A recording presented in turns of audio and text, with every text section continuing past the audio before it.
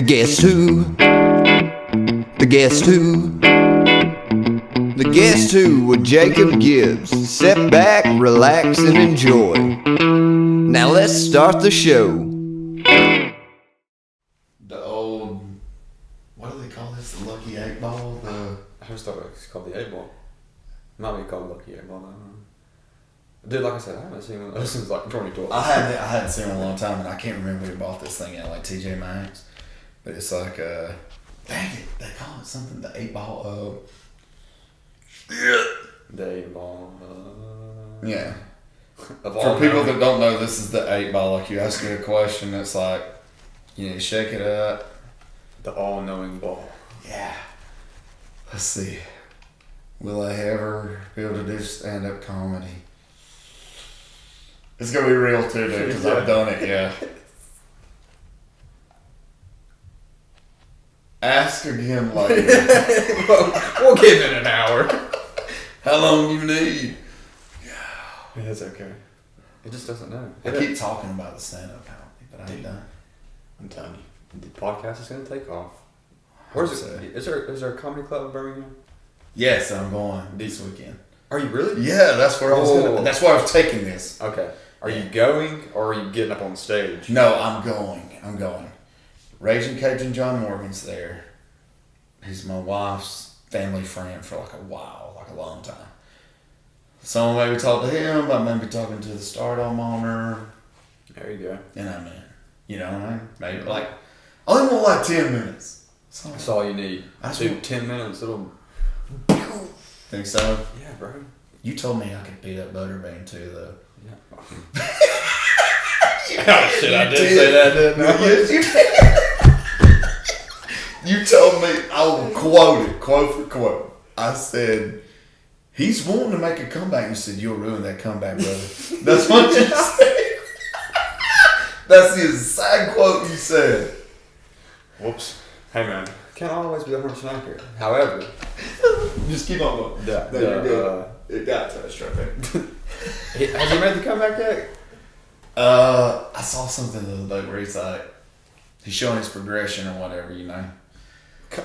He's got progression videos? Dude, yes. Comment on it, dude. Talk some I shit. can't do it, dude. You know how funny that would be? Dude, when you shake his hand, no lie, it would be like you trying to like grab around the freaking container right there. Oh my god. Like if you could touch, like his hands are huge. Like his hands probably touch around this. How tall is he? Like 5? He's short. 6?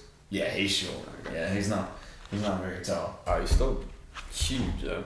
Oh, he's a monster. Yeah, he is. He probably hits like a max right. Like a freight train. Yeah. God bless. Could you imagine? I called him out, but I didn't like call him or anything like that. I was gonna say it real quiet a couple times. Yeah. My boy Gunner Creel. He is he's now a boat captain. Yes, sir. Yes, sir. Is that what you call it, though, boat captain? Boat I guess captain. it is. Yeah, captain, boat captain. Yeah. And before you really didn't, you was like, yeah, because I was like, you guiding fishing, like. So what I do down there is I work for a company called Clearly Unique Charters. Yeah. We do sunset cruises, snorkel trips, sandbar trips, stuff like that. Are you snorkeling much? How deep is that? Like where you go down? So we go to like these coral, like little reefs, and probably 20 feet. Some of them's pretty deep. So yeah, 20 foot. I mean. But then again, the water down there is crystal clear. So I mean, you can be on the surface and see them sometimes like 60 foot. So. Wow. You know, talking about that, going around the reefs and stuff. Do you like look for the black shark's teeth? Or have you found any of that? No. But you probably could. Yeah. Is any of that coral reef though? Is it like you can't touch some of it or whatever? Some of it. So you can touch it, but a lot of the spots that we go to, they're like sanctuaries. So anything you find, you can't pick up and bring home. You can't fish there. You can't spearfish. You're not allowed to. It's just like a sight seeing ordeal. Yeah. Well, see, I can understand that. Like not disturbing it or whatever. I know like several people would go to like national forest or whatever, and they dig up a fern, take it back to their mom. Yeah, their redneck comes in. They're like, damn, bro, my mom would love that fern. Yeah. And then the next week they like get like an email back to the church camp or church. We've got 700 videos of 2 of your drunk buddies getting stealing these ferns. Yeah. The coral reef though, I've never done any like snorkeling or anything like that. You know, I got scuba diving certified. Hated it. Really? Yeah. Snorkeling I could do. I've snorkeled before. I like snorkeling. Scuba diving I don't like so much. I'm so claustrophobic, and I like the deeper I get, the more, and you're in that suit. Yeah, you know what I mean? Yeah. No, I understand what I'm saying. Yeah, I just can't. We've got a lot of people that are like that. Like they'll get in the mask and they'll put the snorkel in the mouth and they'll start like hyperventilating and start panicking and stuff. And I can imagine. Yeah. They just get like what you're talking about. They get like real claustrophobic, and they just can't do it. That's the way I am. Like snorkeling, I've been, you know, off the beach or whatever, snorkeling and that kind of stuff, and you actually find some pretty cool stuff out there. Oh, yeah. Yeah, It's gorgeous. Yeah, it really is. It's really pretty. Do you see any sharks? What kind of wildlife? Man, so I'm glad you asked. I've got 2 little cool stories. We do, so before I get into that, we do see a lot of sharks. My boss down there, he's got a real sarcastic look on things. People ask him, are there sharks in this water? He's like, do me a favor. Get in the water, taste it. Is it salty? There's sharks in it. So, but no, we'll see, I mean, you won't see like bull sharks or anything, but we've seen like hammerhead, we've seen nurse sharks, little blackfin sharks. So, but. Is the hammerhead territorial? So I guess they all are, right? They're all kind of territorial, like, but they don't really mess with you. Like I think the bull sharks, they oh yeah, they would, yeah. But these other ones, so like I was about to say, we've seen the biggest and craziest things that I've seen is I've seen an 8-foot and a 13-foot hammerhead. So the 8-footer, down where I'm at, there's a lodge, like a resort lodge that we go out of called Chica, and there's another one called Islander, and they're right next to each other, right? So we pick people up and drop people off there constantly, like whenever we're going out and coming in. So we dropped some people off at the Islander, and we had to cruise back over to the Chica to like park the boat and go home. Right. And what separates those 2 resorts is just like a 2-foot sandbar. Like, so you have to come in and dock, you have to come all the way out and go back around. Right. Because there's, I mean, if you run, we got 45-foot catamarans, so if you run through there, you'll get ran aground, tide hits you, and then you're really screwed. I was going to say, you're probably stuck like shit. For hours and hours. Yeah. So till the tide comes back up. Yeah. So we dropped some people off at Islander one afternoon. We were just kind of putting back. There's only 2 people left on the boat. So we were just kind of putting back, you know, enjoying talking to him. He was like some Navy SEAL dude. Super cool guy, yeah. And then about that time, my captain that was with us, Brady, he like looked over, he's like, look at that. And I mean, right next to the boat was like an 8.5-foot hammerhead. Keep in mind, we're, you know, from here to the driveway from shore. I've heard, there was a guy at service, and I'm just going to say this real quick. He told me like most of the sharks and stuff that's caught are caught like 1,000 yards offshore. Yeah, they're right there. Yeah. I mean, they are right there. And you see those videos, you know, you'll see like where they'll do like an aerial video or whatever. And certain times of year, there's like hundreds of them. Yeah. But you could have done that with this one. Like, you could have took a drone up and seen him, and he was just, you know, not messing with nobody, just kind of cruising there back and forth. So we did like figure 8s and little donuts right there, and he just kind of followed right beside us the whole time. Hey. But the other one, we have this spot we go to called the Alligator Lighthouse. It's like 5 miles offshore. So what is that exactly? So it's a diving area, or? So it's just it's a lighthouse with a reef like kind of behind it a little bit. What it is so there's actually like a real lighthouse like on an island or something? No, it's not on an island. It's just in the water. So, okay. It's not like a lighthouse though. It's kind of like what y'all call that? Yeah, It's like looks like that. It's like a big power pole, like a big one of those metal. I don't know what they're called. Like a feed bin or something. No. Not a power pole, but like the big power thingies. Oh yeah. And it's just got a light on top of it, right? Yeah. This was built in like 18. Don't quote me. Kind of like what's the Gunner's Fort, Browns Creek, but it's Yeah. Okay. So it was built in like the 1820s. Don't quote me on any of this, but It ended up breaking in like 1860 or something. Anyway, we go snorkel there a lot, and me, Brady, and his brother they're from Maryland, so they came down to visit, and we took them out on one of our private boats, and we were just kind of hanging out as like friends or whatever. And Brady was up on top of the lighthouse, and he's like, "Hey man, get my picture of me jumping off." We're like, "Yeah, sure, whatever." Start recording, and he points out, Brady's really good at finding these things. I don't know how he does it. But we're in like a 24-foot hurricane, just like a little speedboat run. Yeah. And we just look beside us, and like I said, over half the size of the boat, like a 13-foot hammerhead, just swimming right beside us. Good God. So did Brady, he jump or did he not? No, he jumped. So the shark, so listen, the hammerhead, it just swam off, mind its business. Brady jumps in the water. He's like, "Well, I'm going to go look for it." I'm like, "All right, do your thing, you know." He said, this was from Brady. I didn't see this though. Brady jumps in the water, and he said he's like kind of swimming around, and he said, like he's looking to his right, and he said a sea turtle like blew past him from this side. So like he just caught a glimpse of it, and he like turned around. He said it was not like charging at him, but it was swimming just right towards him.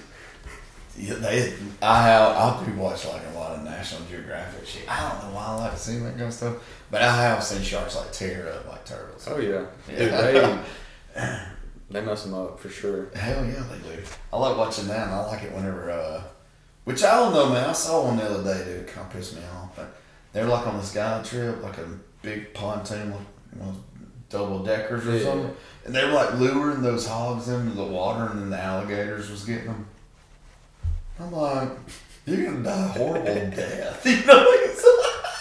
I love those videos though, man. I do too. I don't know what it is, but like, I love watching. I love watching animals eat other animals. Yeah, me too. I like this shit where it's like, you got this antelope or something, it's like sipping in some water. Yeah. And next thing you know, it's like, crocodile to the face. Comes out of water and just snatches it. Yeah. But it's like, why do I like that guy? Am I sick? I don't know, gets your adrenaline pumping. I guess so. But I find myself watching that for whatever reason. That the animals eating animals and wrestling has been on my thing the whole time. 100%. I agree. Yeah, lately. I'm right there with you. Yeah, I saw where I think I talked about this in the last one. Brock Lesnar was getting like naked pics or something from someone. yeah, he's getting like a race from WWE or something. Damn, man. Yeah, not old Brock. The chick was ugly. Really? Yeah, I mean, dude, if you're gonna get, I may get sued myself. Yeah, right. Lawsuit coming in. Yeah. It's like, yeah. I mean, right, edit that last part. Vince McMahon took the pictures, I think, or she sent them to him. He sent them to Brock Lesnar. Oh my god. But Brock Lesnar wanted them. Yeah. Taking mine too. I think Brock Lesnar is dating Sable. Yeah. Remember Sable? I do. I think. She was a wrestler back in like my day. I challenged her to a wrestling match too. It was kind of like Butterbean. I didn't hear shit back, dude. She better count her days though. Shit, that woman beat my ass, dude. I'll let her. Oh, on the tour thing. Let's get back to the ocean, man. I'm just thinking, like I've like hated you for. When did you leave and go down there? It was the last. September 10th. Yeah, I started hating you on like September 12th. I'm like, you're just posting all this stuff. I'm like, that son of a bitch. Yeah, that's how it always is. I was posting on your pictures too. I'm like, I hate you. I'm deleting you. All this kind of shit. Dude, I thought I had a #1 fan. I get notifications. Dude, Jacob really. Gibbs is commenting on. Oh, let's see what Jacob said. Dude, fuck you, piece of shit. It's like, whoa, man, what I do? I was sitting with my brother one day, and he was talking about something. And I think I was scrolling Facebook or something, and I said, "Look at this piece of shit." You know, whatever. It's like, bless his heart being at the freaking out in the middle of the ocean in his office, you know, trying to make a dollar. Yeah, right. You know what I mean? Yeah. Yeah. I mean, I don't feel sorry for you for nothing. Yeah. It's a hard job, man. Nah, dude, somebody's got to do it. The captain's license is no. I mean, that captain's license would be. I really feel like it would be way harder than like a real estate license. I'm glad you brought that up. So, because there's a lot of shit to know about the water. Yeah, 100%. Basically you're supposed to drive a 18-wheeler on the water. Yeah. Plus a lot of other things because you got animals and I mean there's a lot that goes with that. The hardest part is like navigating around the sandbar. So really, just not to get stuck. Not to get stuck, and there's so many people, and take into account that a lot of people that are down there, they're master captains, so they know what they're doing, or they're drunk tourists that have rented a boat and they have no idea what's going on. That's me. Yeah, exactly. Yeah, I'm the guy who rides by and got the beer. Did y'all see that sandbar? Where's our Jacob's in his Speedo. He's like, here. I'm like, where's all the white women at? Where's the white women? Yeah. Say a loud, proud boy. No. Anyway, back to back to real life. The captain's lessons, man. It wasn't too terribly hard. Keep in mind, people like me and you have grown up on the water and they know how to drive boats and stuff. And, that's different. However, the stuff that took the longest amount of time, I got my captain's course and everything finished in like 3 weeks, and I didn't get my license until 4 months later. Because you have to, you gotta get a TWIC card, you gotta get a background check, you gotta get physical, drug tests, like a bunch of different stuff. You gotta go through a whole bunch of paperwork, get a bunch of sea hours, you wrote gotta down. sign up for food stamps. Yeah. TWIC. Yeah. That's what you said. TWIC, you know what a TWIC card is? No. It's I like thought it was food stamps. I really did. Are you sure? No. It's like transportation workers identification credential or something like that. Oh. It allows me to go to like private ports and stuff like that. Oh, so you can pull in like these yacht clubs and. Yeah, I'm going to. I'm coming down there. Yeah, we're gonna have a good time. Shit, We're gonna like have a great yes. I'm gonna bring a bunch of those party beads. Be wearing all them. Dude, absolutely. Hey man, look. Speedo. Which Speedo are you thinking? First off, you gotta have a red, white, and blue one. I got that already. Yeah. I already gonna put that thing on right now. Dude. If it didn't have like a wiener holster, I would. But it's like weird because I'm not long enough to even like make the holster. Like, yeah. So. Makes me feel bad about myself. Yeah, I know. I'm gonna put a little potato in there. Put a little eggplant or something. Oh man. How big's the boat? So we've got like 7 or 8. Okay, like do y'all have one of those double decker deals where it would look like a? No. So what kind of boats we run around? Like you? So we have 2 catamarans. They're Corinthians, and they're just like flat deck boats. Okay. They've got the helm in the center, and then they just got guardrails around them with seats all around it. It's literally just Kind a of like party a boat. pontoon boat. Yeah. Yeah. Okay. But you probably don't go off. Do you go way out with them? You can. I mean, technically you can, but we don't. With the farthest we go is like 6 miles offshore. I still get ways though. So I mean, yeah. Yeah.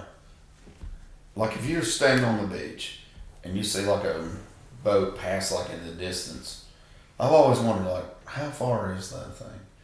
You know what I'm saying? Because like driving out west, like on some of those highways, we could stare at something for like 15 minutes. Yeah. You know, I was a kid. My dad be like, "Y'all see that flashing light up there?" You know what I mean? It's just a straight highway. But yeah, all right. See, it's 1:16 in the evening or whatever. It'd be like 45 minutes before we even got to where we can see it closer. Yeah. You know what I mean? Like, so some of those 6 miles off is pretty. I mean, that's a long way. Yeah, really. that's what I was about to say. Yeah. It's a lot farther. You get out there and you'll look out there, and if it's not a giant boat, you can't see them. Yeah, that's So- what I was kind of figuring that because, like, you'll see like not carousels, but the parasailers or whatever. I mean, they're pretty good ways out there. But have you done that? No. You ain't gonna do it Uh-huh. because they dip you. Yeah. Sharks. Yeah, I'm not a fan of that stuff. I don't want to get something that don't have a motor and get way off shore, and then Yeah. I saw where there were some girls got killed one time. really. Remember that? Huh. The parasail thing come undone. Yeah, I'm fucking up somebody's like parasail sales this year, but Yeah. but it's like a video, dude. And they like spun, and it pretty much like slapped him into like a condo or something. Jeez. Killed him. Oh my god. Yeah. That was when I was like, nah. And then plus, you know, like you're a long ways from that boat. Yeah. You know, what if I'm yelling like, bullshit? Yeah, right. And they're like, okay, we're fixing to dip him. He must be wanting to get dipped. Yeah, You know what I mean? Yeah. Slow it down. Drop it, man. And it's just like, just drop me in there for his food, dude. Yeah. Hell no, brother. I ain't doing that either. I have done the cable thing. That's on land though. You know what I'm talking about? Like they pull you way back and they let you go and you're just on a cable. Oh yeah. Okay, and you go back and forth. See, stuff like that would scare me. Like the parasailing does kind of scare me because I'm like, damn man, what if he's like supposed to get dumped right there in like a shark, or their boat stops? I mean, I'm sure it's not easy to swim back to their boat with their boat dead. Yeah. You know what I mean? Like, Yeah. Oh yeah. Yeah. I don't know. I think about a lot of shit before I agree to anything, pretty much. Me too, brother. I'm thinking about cause like, well, the Coast Guard's just right there, but I mean, you get 6 miles offshore and then something wants to break down. It ain't very fun sitting out there. Oh no, but not. How do they find you? Do they like? Okay, look, is it by like a GPS location, or it is? Well, what if you're way out there though? Like if you, I was about to say they probably got some type of. There is like a emergency beacon system thingy that can like pulse and send radio signals or whatever. like to where y'all are back to put you on like a map or something. Because you think about the daggone ocean, dude. And I've been out there before. I think it was Daytona one time, man. We were out there. And I kid you not, I could be standing, which I was a kid. I say kid, I was 17, 18 years old. But you'd be standing out there and the water would be like waist deep. So all of a sudden it would go under your feet. And that wave would crash over the top of you. Well, by the time you got back up, where you had like put your stuff, you know, like you left your skimboard and all that, you're like 100 yards down the beach. Mm-hmm. Yeah, that's pretty wicked how it actually it is. It takes you quick. Yes, it does. It gets hold of you. So I can imagine like being stranded. I mean, hell, you would, whichever way the wind blew almost. Mm-hmm. Yeah. In a lot of those situations, you have to drop your anchor and just sit there. Because if not, you end up floating and not knowing it, and then you're like 400, 500 yards from you're out there and you're staring at nothing but sky all the way around you, water as far as you can see. Like, I mean, it would be pretty tough to be able to tell, okay, this is east, west. Yeah. See, that's where modern day GPS, man, has saved a lot of people. Yeah, they have. You ever notice Georgia? Whenever you stay in Georgia, dude, it feels like the sun comes up on the wrong side. Mm-mm. I've never stayed in Georgia. Have you not? You've never been to... Well, I've been to Georgia, but I've never stayed there. No. I guess I want to tell you what, that thing right there will not say it's huge. I know. I can't believe you would not love this. I can't believe you're drinking a Bud Light. Well, about that. I reckon they had to come out with the most awesome drink in the world. I really think they were targeting me. Yeah, well, they got me. Yeah, they're like, he's been calling us a bunch of tranny lovers and all this kind of shit. We're going to make him a freaking chilada. They're so good, dude. I'm going to try it. You want the first sip? Yeah, man. Let's see.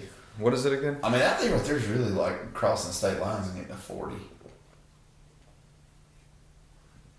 You like it? I do like you. That's not too bad, brother. No, it's not.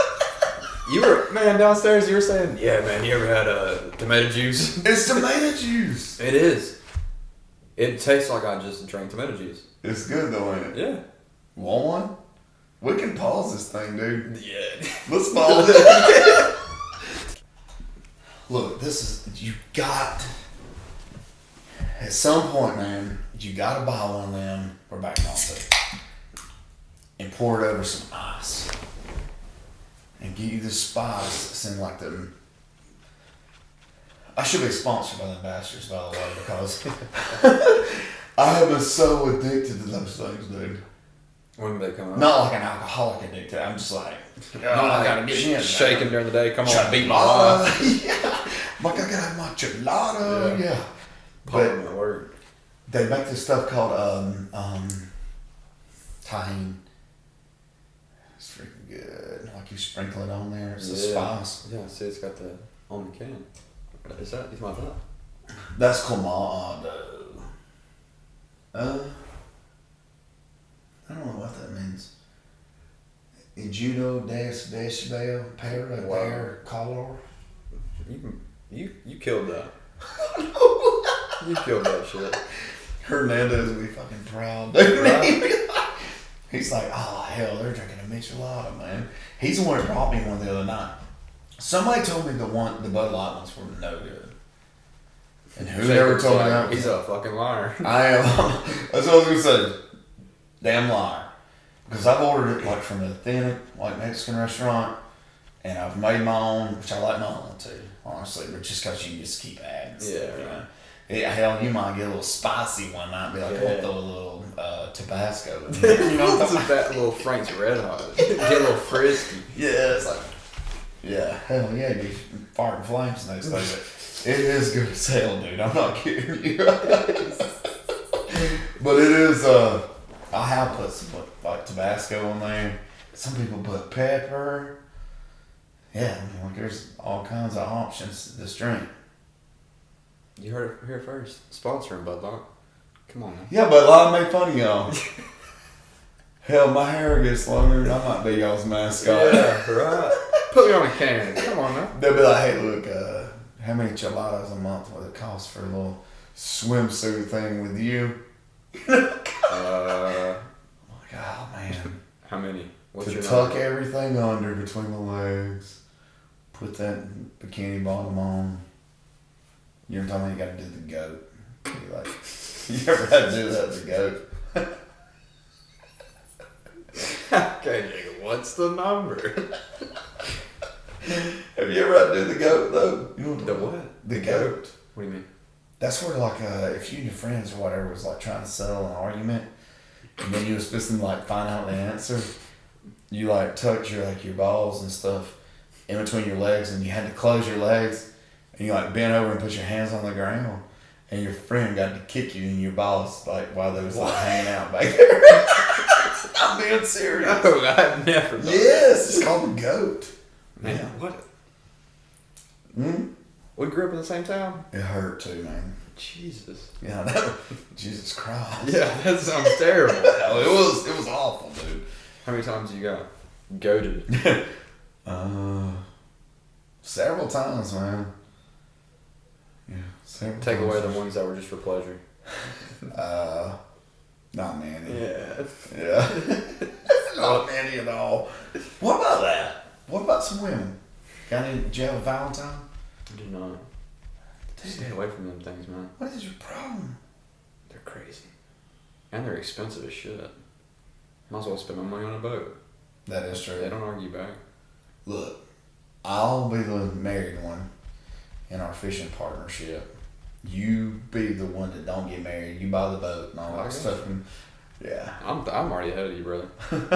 You don't think you're ever gonna get married? You'll Uh, get married. You fall in love, dude. maybe. Maybe one day. Not right now, though. I'm trying to just focus on Boating. Yeah, boating. Kind of Do y'all ever take out any like, is there any like real hot girls that you want to like?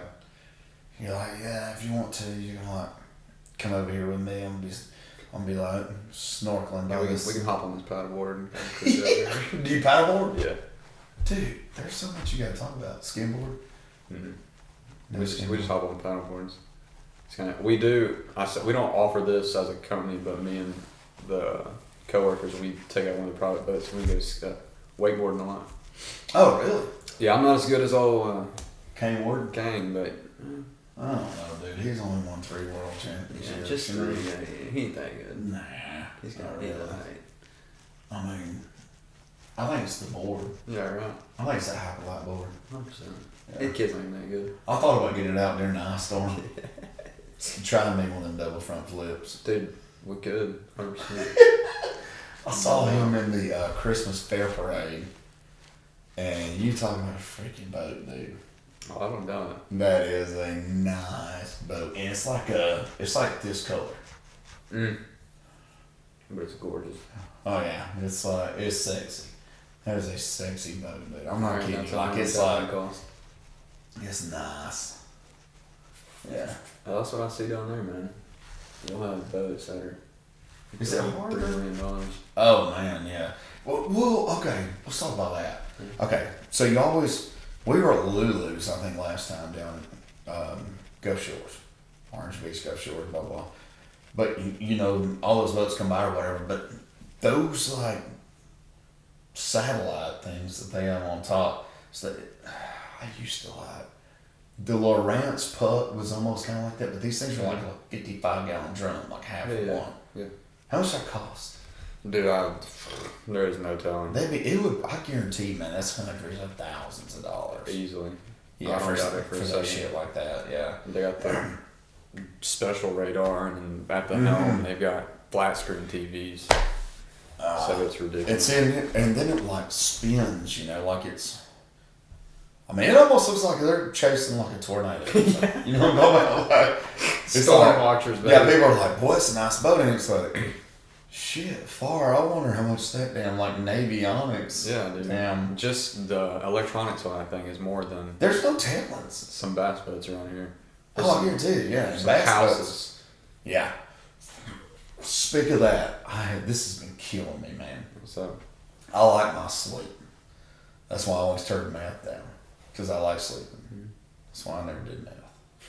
So, how's that that's sleep? the only reason. I'm just kidding. I've never even really seen math. I've only seen like people that sell it, you know. Only people I buy it from. They're pretty easy to pick out. But how is the sailboat living? Are you still staying It's there? not bad. Are you still standing there? Whenever I go back, no, I won't be. I'm You won't moving be? into a house. But you've been there since September, right? Yeah. It's not as bad as everyone made it out to be. No, I imagine like it'd be hard as hell to get up in the morning, like being rocked like that. I will say there were some storms that came through, man, and it was. That was one of my next questions. What's that like? It was rough. I'm talking. Not only is the boat doing this, but then it'll hit a wave and smack up against the pier. So was you in like something that was covered, like a boat dock that was like covered? I was in the guy I stayed with, Matt. I was in his backyard. He has a house on the canal. So you were at his boathouse, kind of living in that thing. Yeah, buddy. What, he wouldn't let you come inside when it stormed? Oh, I mean, I could if I wanted to, but I mean, it's not. It's not that bad. He's just calling you on the phone. He's like, He's like, "Hey man, you alright? Yeah, you doing alright there, man? You're down there like this? Oh no!" He's like, shit fire, I just drank my third whiskey on ice, brother. How you doing down there? And you're down there like trying to keep the refrigerator door shut and shit. Like, It's opening up. I got shit falling out on the floor. Wake up in the morning, it looks like I threw a raging party. Meanwhile, I just got 2 hours of sleep. dude, I wouldn't. I'm telling you, I would never wake up. I mean, I just know I would. How big is it? Though? How big are we talking? The boat? Yeah. Like compared to like 38 foot. And it's probably half the size of this room, width wise. So probably from the camera over to that wall. That's It's width not- wise. yeah, So it's you not got like a very- bedroom in the back. Yeah, there's 2 bedrooms. There's one in the very back, which is underneath the, like up on the main, like top of the boat or whatever. That's where Yeah. like the helm is and everything.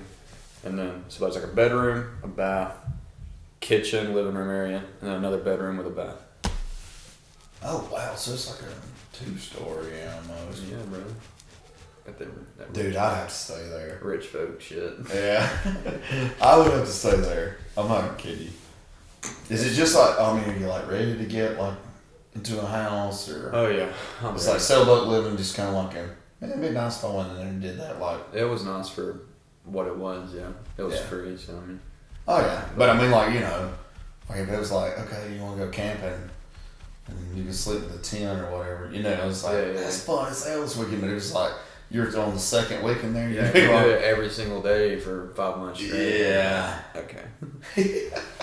The only downside is the kitchen and stuff didn't work, so I just had like a bathroom and a bed.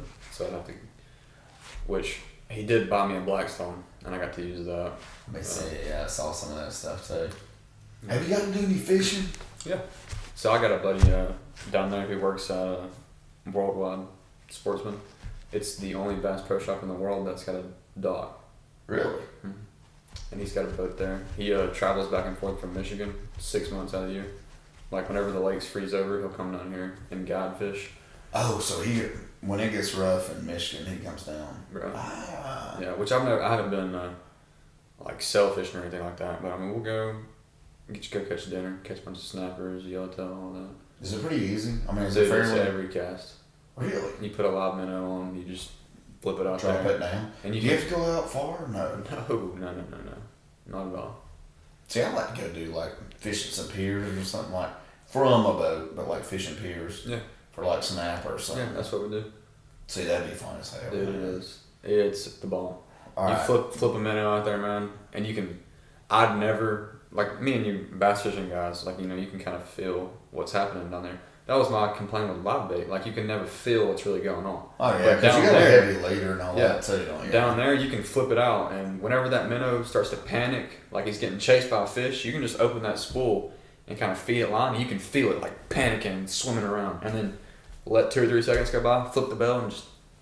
Set the hook. And I mean, it's every cast. I want to go, man. Dude, we're gonna go. Average size. I mean, you can catch them anywhere from that to See, that would be 25 pounds at most. that'd be fun. Yeah, I would. Somebody told me, man. Oh. I think we might have been like at Cobalt's, and one of those fishing boats just came in, and I was like, "What do you charge or whatever?" You know, I've never been deep sea fishing.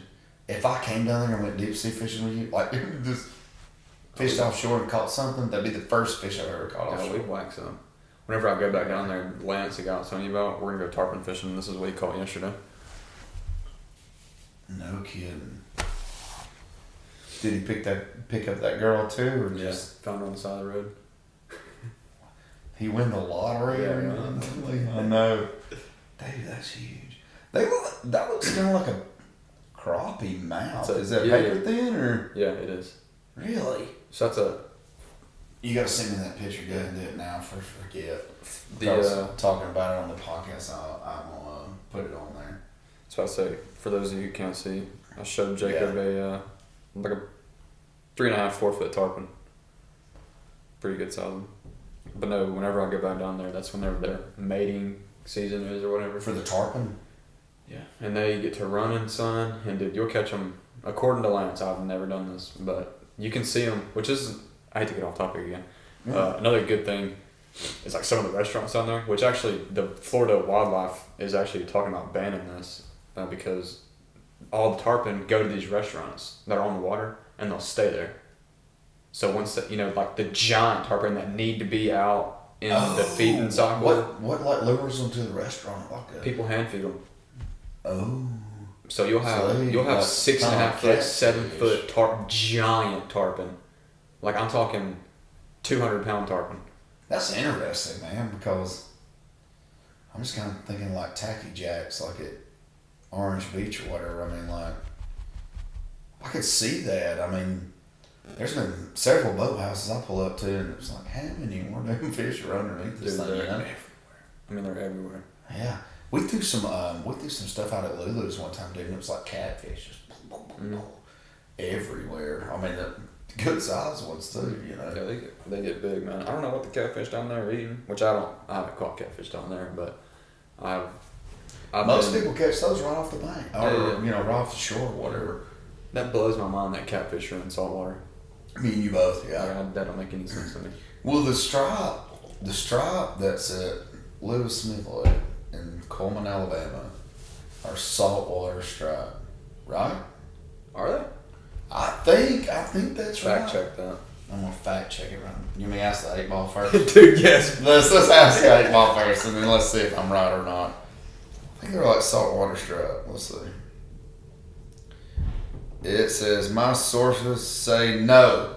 So the 8 ball just called me a dumbass. But let's see right here. They bought on I'm pretty sure like how would you ask it? What stripers are in Lewis Smith Lake?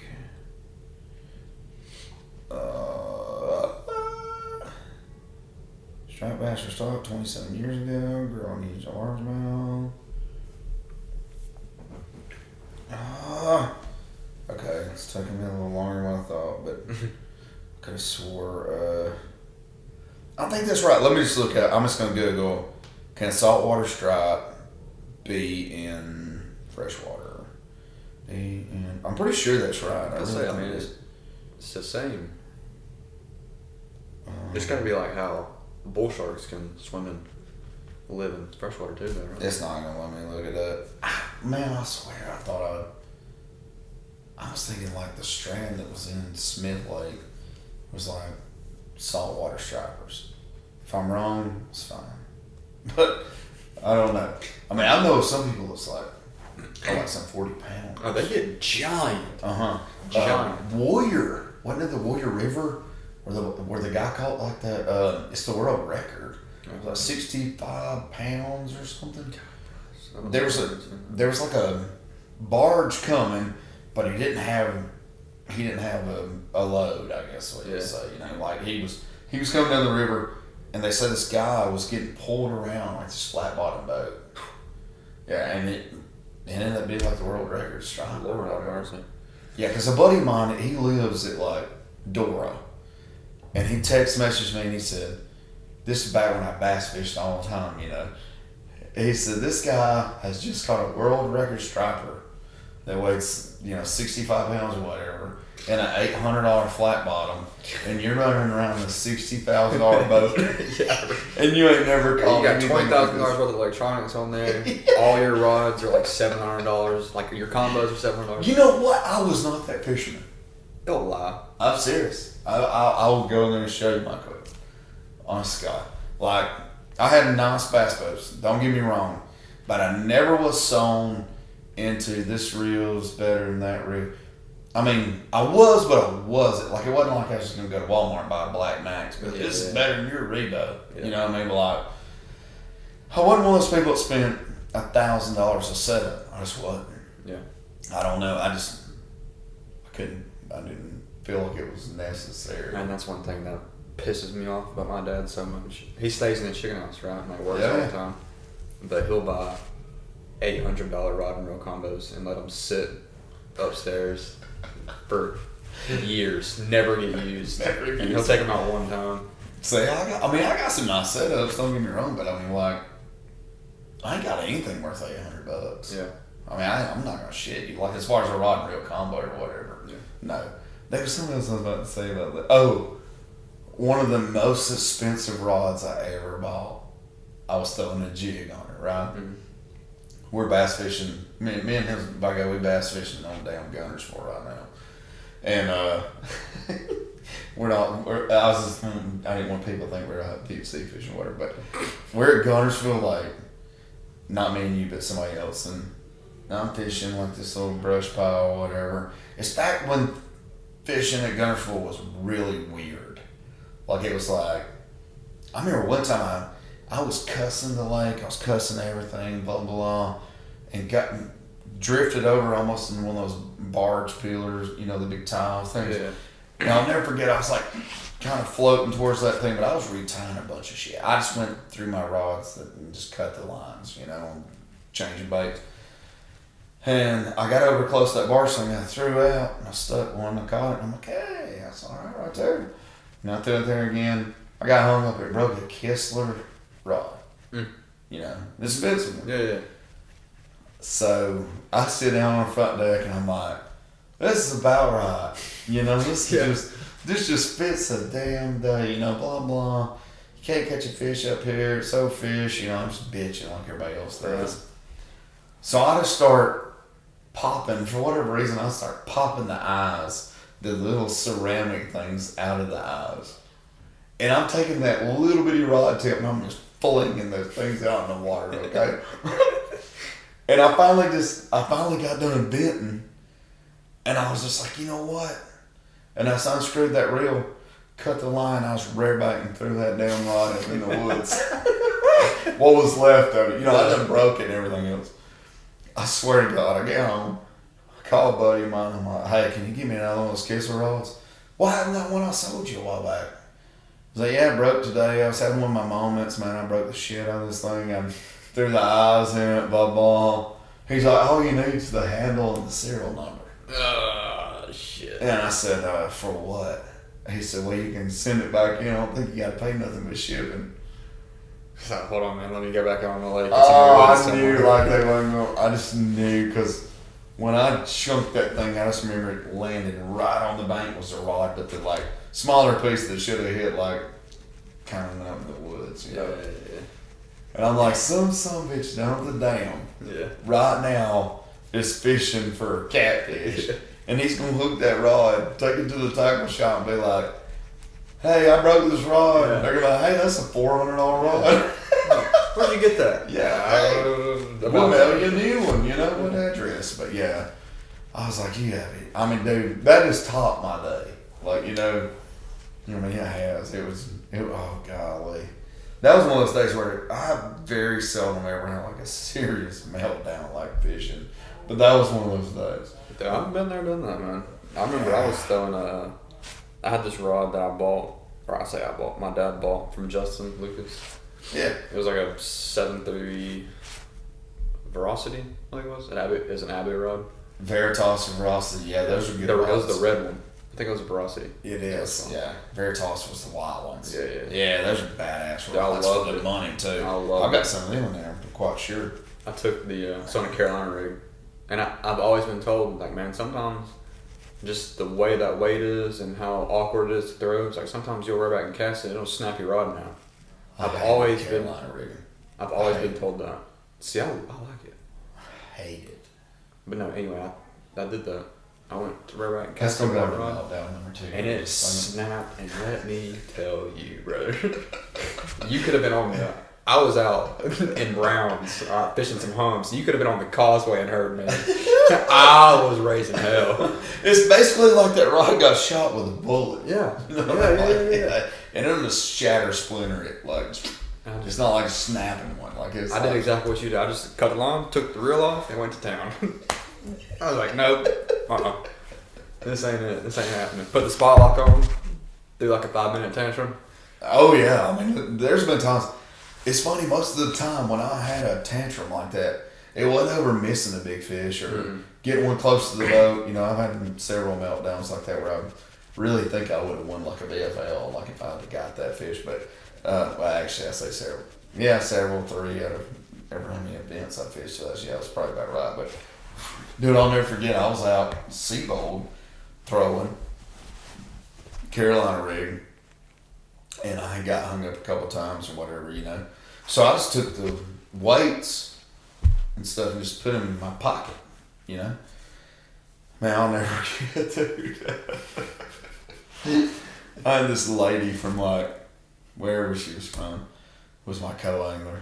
It was the Rayovac series, actually. Yeah. And I had those in my pocket because that's what she called them. Okay, let me get this right. Second day, sorry. First day, that lady catches that 8.5 pounder in the boat with me. So the next day, I'm throwing that Carolina rig, kind of like she was doing. And I had those weights and stuff in my pocket because I knew I was going to stay hung up all day, Yeah. And it became like a big joke between me and the guy that was with me because I just take one of those weights out of my pocket randomly and I just rear back to that. I'm serious. And it'd be like, boom. And I said, boy, that's a damn big one. I really did. And it kind of got to the joke. I didn't throw the swivels or none of that away, but I was like, I said, I will not. I am going to throw it. By God, if I even get another thought of Carolina rig, I'm dumping every one of these weights in the lake. Like, no shit. It's aggravating, dude. Dude, it is. You got like a fish, okay. Carolina rig. You got the line, the main line for your rod runner going down. It's tied off to a swivel. To a weight. No, weight, swivel, off to your bait. You kind of floats it. Which I know you probably don't fish anything like that anymore, but do you put beads on them? I've done all that stupid shit, man. You know what I heard the other day? So, whenever you're Carolina rig fishing, I've experienced this firsthand. I've had a lot of fish, like instead of, depending on how long your leader line is off your weight or whatever, like I usually run mine like 16 inches or so, like not too crazy big. Yeah. But someone told me the other day, right where your swivel is, like to where it connects to your new line with the worm on it. Oh yeah. Put just a little circle hook on that and put a worm on that, because a lot of time that weight is kind of making noise and fish will come down and pick that weight up instead of the worm. Yeah, I can definitely see that. But man, I don't. Talking about what I was talking about with the Carolina rig with the weight and all that, and then you got the swivel. Well, if that fish picks it up and he comes towards you, and you're feeding that line, and it's going through that weight, and that fish is towards you, It's a hell of a hook set. Mm-hmm. And that's another frustrating thing. Oh, I know. Carolina rigs should be banned from fishing. You don't like them like I that? hate them. Damn. But people catch fish on them, so it pisses Oh, me I know. off. It's like the Alabama rig debate. You like it? The Alabama rig? Yeah, do you like it? If they told me you only have one bait to throw forever for the rest of your life, it would be the Alabama rig. Did it wax them? Oh my Yeah, God. right. Second would be chatterbait, for sure. I like throwing chatterbait. Who don't? You like, okay. I love a chatterbait. Do you like chatterbaits or do you like jackhammers? Never even threw. I always stuck with the Z-Man. Dude, those jackhammers. Dude, listen. They might be Off $20 air, a I'm gonna pop, tell you. but You take that blade of that Z-Man chatterbait and stick it in a pair of needle nose and bend it down some. Yeah. Just barely roll that thing. Like this time of year, dude, I honestly, I can feel that strike almost like a slack line. You know what I mean? Yeah. What's your two baits? If you only have two baits, you're going to throw two baits forever, freshwater or bass fishing. This should be everyone's pick. Give me a lipless crankbait, rattle trap. I lost my faith in them. What? Mm-hmm. How? I just did. I mean, the last 3 or 4 years I fished jerkbait, chatterbait, like Dude, jerk bait. Alabama rigs' Oh ass. my gosh. Yeah, and a big swim bait. Oh yeah. Yeah, for sure. I there was times it's kind of weird because like before the chatterbait, I feel like fish would just choke a rattle trap. Oh yeah. You got the chatterbait out. Then become between the chatterbait and rattle trap. Shallow water, your grass, whatever. Jerkbait kind of off, you're out there on that first step off where they, I just feel like once the chatterbait came out, that it really screwed up the rattle trap. People can say I'm damn nuts or whatever, but Especially depending on how you use them. Like I know a lot of times whenever I'm at Gunnersville, I'm like burning my rattle trap. I let it kind of flutter down, hit the grass. You kind of pop it out. And that's how you get a lot of reaction bites. But like you're saying, with the chatterbait comes in, you do that same technique. And Man, you like catch twice as flipping. many fish. I just like where if I stopped reeling, just barely, it was in the grass and I had to like Give clear it a little, yeah, little you got that little. You know, as soon as you jerk it, you got to reel at the slack line. Thunk. There it is. Yeah. There. I don't know. There's just Jacob, get the net. Yes. Oh, there's just something about. I don't know. There's something about the chatterbait, dude. When it came out, I fell in love with that thing. Then I fell in love with the Alabama rig. It's just it was fascinating. The lake was shit. It was like all these big fish are here. They're just outsmarted you. It's gonna take something new. Right. Like it was. There was. I think that BFL dude that I fished or whatever, like a couple of weeks, maybe I think it was the weekend before Paul Elias like really brought that thing out. The week before, I think it was like 39 pounds, 36 pounds or something, 3-day tournament, Gunnersville.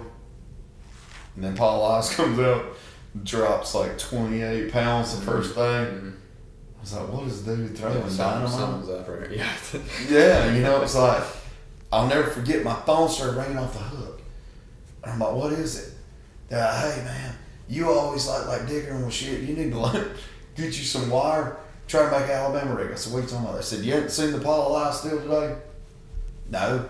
They said he caught like 30 pounds off of the feed store bridge. So I'm like Googling this up, I'm like, what can I do? And honest God, man, it clicked in a hotel. I'm like, surveyor's flags. That's what my first Alabama rig was made of, surveyor's flags. I would take just a swivel. You had to bend the two wires the same direction. I know that sounds funny. And you thread them through each other. Then you put that last one, you just put just a bend in it. Yeah. And what I was doing is the yellow wire connectors, like where you just crimp two wires together. Mm-hmm. I would take that, pop the yellow thing off of it. Well, I would crimp it or whatever with those wires, pull the yellow thing off of it, cut a swim bait, like a hollow belly swim bait, cut it in half, shove it over the top of it with a swivel sticking out of its face. Yeah. Alabama rig. Oh, there it was. Twisted the ends, started using it. Yeah, I actually got Tammy Pauls or something commented on something on because I said Alabama rig, but it was a homemade rig. I think she was like starting to get Sue happy or something. Yeah. By the way, fishing, dude, it's like a soap opera, right? Oh, it's ridiculous. I mean, Floyd buckets. Have you ever seen all that shit? The Alabama bass cancel by Floyd buckets. What happened? Dude, they're just Major League Fishing's went to shit. Oh, I think it started out of shit. If you ask me, I hated it. I think a lot of them regret switching over. Yeah, so and a lot of them already went can't back. Get back. A lot of them can't get back. Yeah, Duckett's just in it for money. Duckett? Yeah, he's just in it for money. Like that's what me and my dad were talking about the other day. He don't care about, like, that's one thing I loved about bass. I grew up going to all the classics, no matter where it was. Me and my dad took road trips together. I remember seeing those pictures of South Carolina and different. Not only that, but going to the expos, going to the weigh-ins, all that. And the Major League Fishing, man, they don't even care. Like, they're not trying to inspire the next generation of fishing. Like, that's what I'm afraid. I've said this, but college football, I'm afraid it's just going to take an MLF turn. I really do. I think it's just good as shit.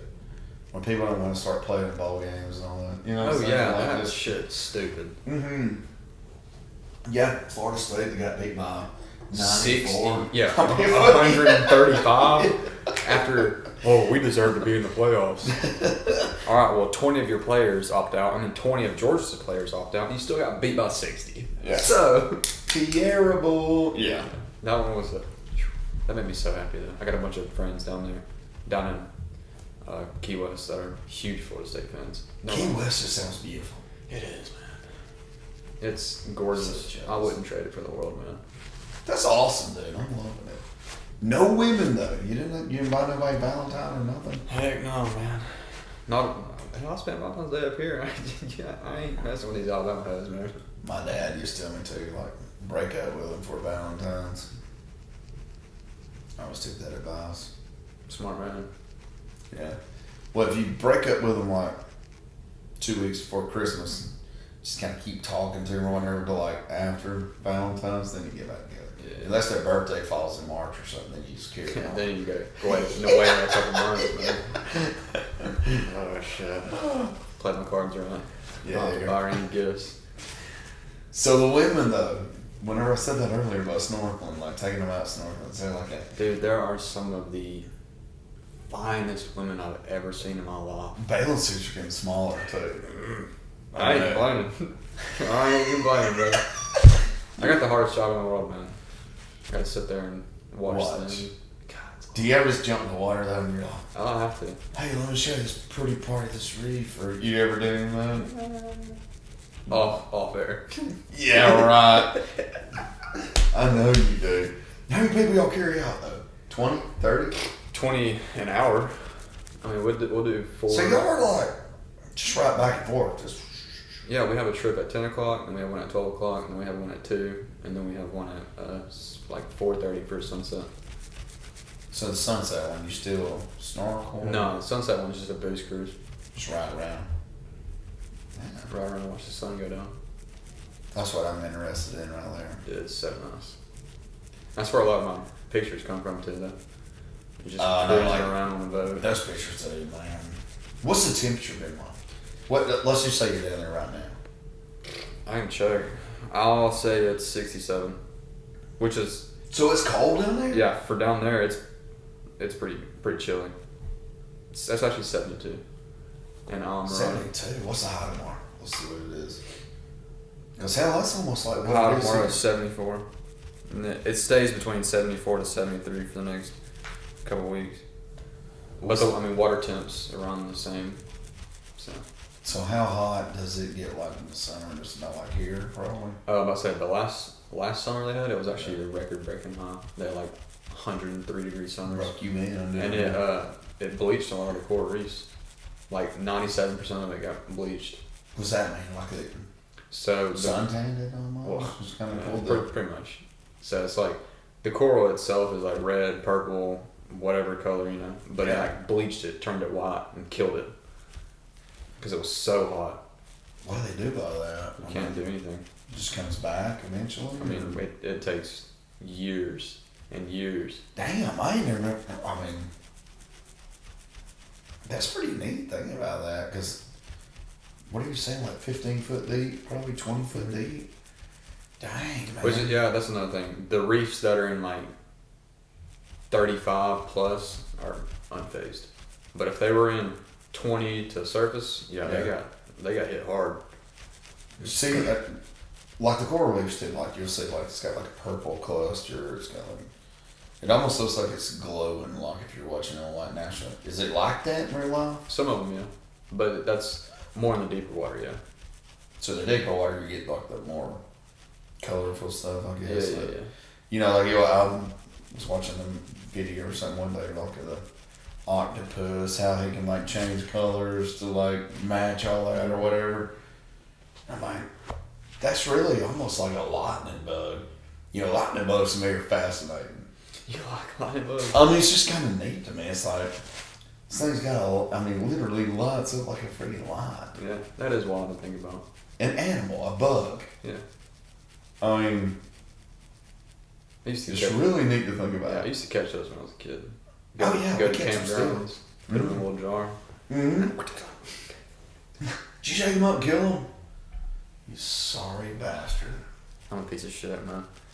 We always just like pinched their tail off, and, like wiped it around our finger. Oh, so you killed him too? Yes. Not slowly though. It freaking Hitler on. When they're like the oxygen in there, it's like let's just gas these freaking lightning bugs. Dude, little 12-year-old me didn't know any better. It's like let's just gas these lightning bugs. The hell with them, man. Let's not poke any holes in the top of the mason jar. Them poor things, I'd leave them sitting out all night too. Come back the next morning, they're on the bottom. Then I'm like, oh, they're taking a nap. Your mom's like, I'll carry them back out here. Yeah. They like sleeping underneath the willow. She goes in, flings those things. Sorry, I guess. What was it I was going to ask you about? God dang it. You sent me that picture of that big old tarpon though. You like to hunt, don't you? Well, I like to bird hunt. I haven't went. That ain't hunting. I know. What size BB gun do you use? Are you like a Red Ryder or are you like a one of those pump? Yeah, I like the pump ones. I do too. This deer. Okay, so my neighbor, you know, I got like a deer feeder and stuff back here. I've seen some. I have not. Okay, let me back up. I have not visually seen one, but I have pictures of them, that kind of stuff. So my neighbor sends me a picture the other night, and I'm talking about this deer looks like huge. So I'm like, wow. Because my camera this year, because we kept running out of AA batteries, I just kept stealing batteries that big, and I never took it down, you know? Yeah. So, because I wasn't planning on really hunting back there or anything. So, let's see, what day was that? Tuesday. Yeah, Tuesday. Monday night, my neighbor texts me, Super Bowl Sunday. Damn it, what day was it? Anyways, my neighbor texts me this picture of this damn deer, like a huge deer. Yeah. And I can see like his barn and all that kind of stuff. Like, I know he like took it. So I'm like, holy shit, I've got that deer feeder down there, still full of feed and everything, you know, peanut butter on the trees, but I ain't got no camera. Because if I'd have seen this thing on camera, I'd have been like, I'd have been staying the next I'm day. hunting. Yeah. So he told me, he said, dude, it was like an 8 point. He said, this son of a bitch was big. Yeah. Like it was, he said, it was about to come to the horse barn with me. Okay? No shit. And he said, man, that thing almost looked eye-to-eye. And he said, I don't know who was more surprised, me or you. Yeah. You know, so I'm looking at this picture, I'm showing people at work, you know, I'm like, look at this picture, it's a deer, you know. Had to be like close to my house, blah, blah. It's probably been eating my stuff. Because I got a green field and everything planted. I ain't even hunting. I ain't putting no camera up. I got a green field planted. Plus I got the deer feeder, right? Right. So I told him, I said, hell, it's probably been down there eating their feet on the wall. So I'm showing pictures and all shit the next day, and this and that. And man, I can't believe I went to South Alabama to try to kill a deer, and there's stuff like this around. Because there's big deer around here. You still see them, I don't feel like. I think they kind of just run. They kind of got their way, just to not be seen. But we saw a wreck. There was a wreck right here in front of my house. He hit it. He hit that big ass deer. Damn. This thing was huge. It's got a rack it's a 7 point, which somebody told me it was 8 point because I had the little nub or whatever, It weighed 202 pounds. What was he in? The guy that was driving, like a Honda Accord. It tore up. This is where this story's fixing to take like a funny deal. So, across the road from me here, let's just say you're on for a road, you're in like a 6 foot ditch over there. Yeah. You're pretty, So, my neighbor over here, he's got like this underwater, huge ass culvert. When that car hit that deer, it flung it over right beside that and had done all that raining. That little thing was running like rushing. Mm-hmm. So, me and the 2 boys that was in the car that hit the deer, plus 3 of us from work, walked down there. And we're hand to hand because it's muddy and everything else. And probably at that spot, I'd say it's like 10 foot down. No kidding. Not straight down. Yeah. Not too far, but pretty steep. Yeah. So we all grab hands and pull this deer all the way to the top. The boy's parent or dad or whatever, he pulls up. We put the deer on the back of the truck. This son was big. So he pulls up, pulls off the side of the road where the police officer is and the car that hit the deer and all this kind of stuff. I swear to God, the police officer walks up. No, I was just thinking. But the police officer walks up and the complete front windshield is just busted out, especially on the passenger side. It even looks like after it shattered, somebody took like a razor knife and cut it. Like it hit hard. Yeah. The passenger window was busted out.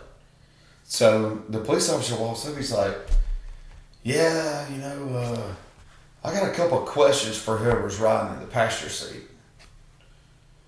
It was like, that boy was like, yeah, it's me.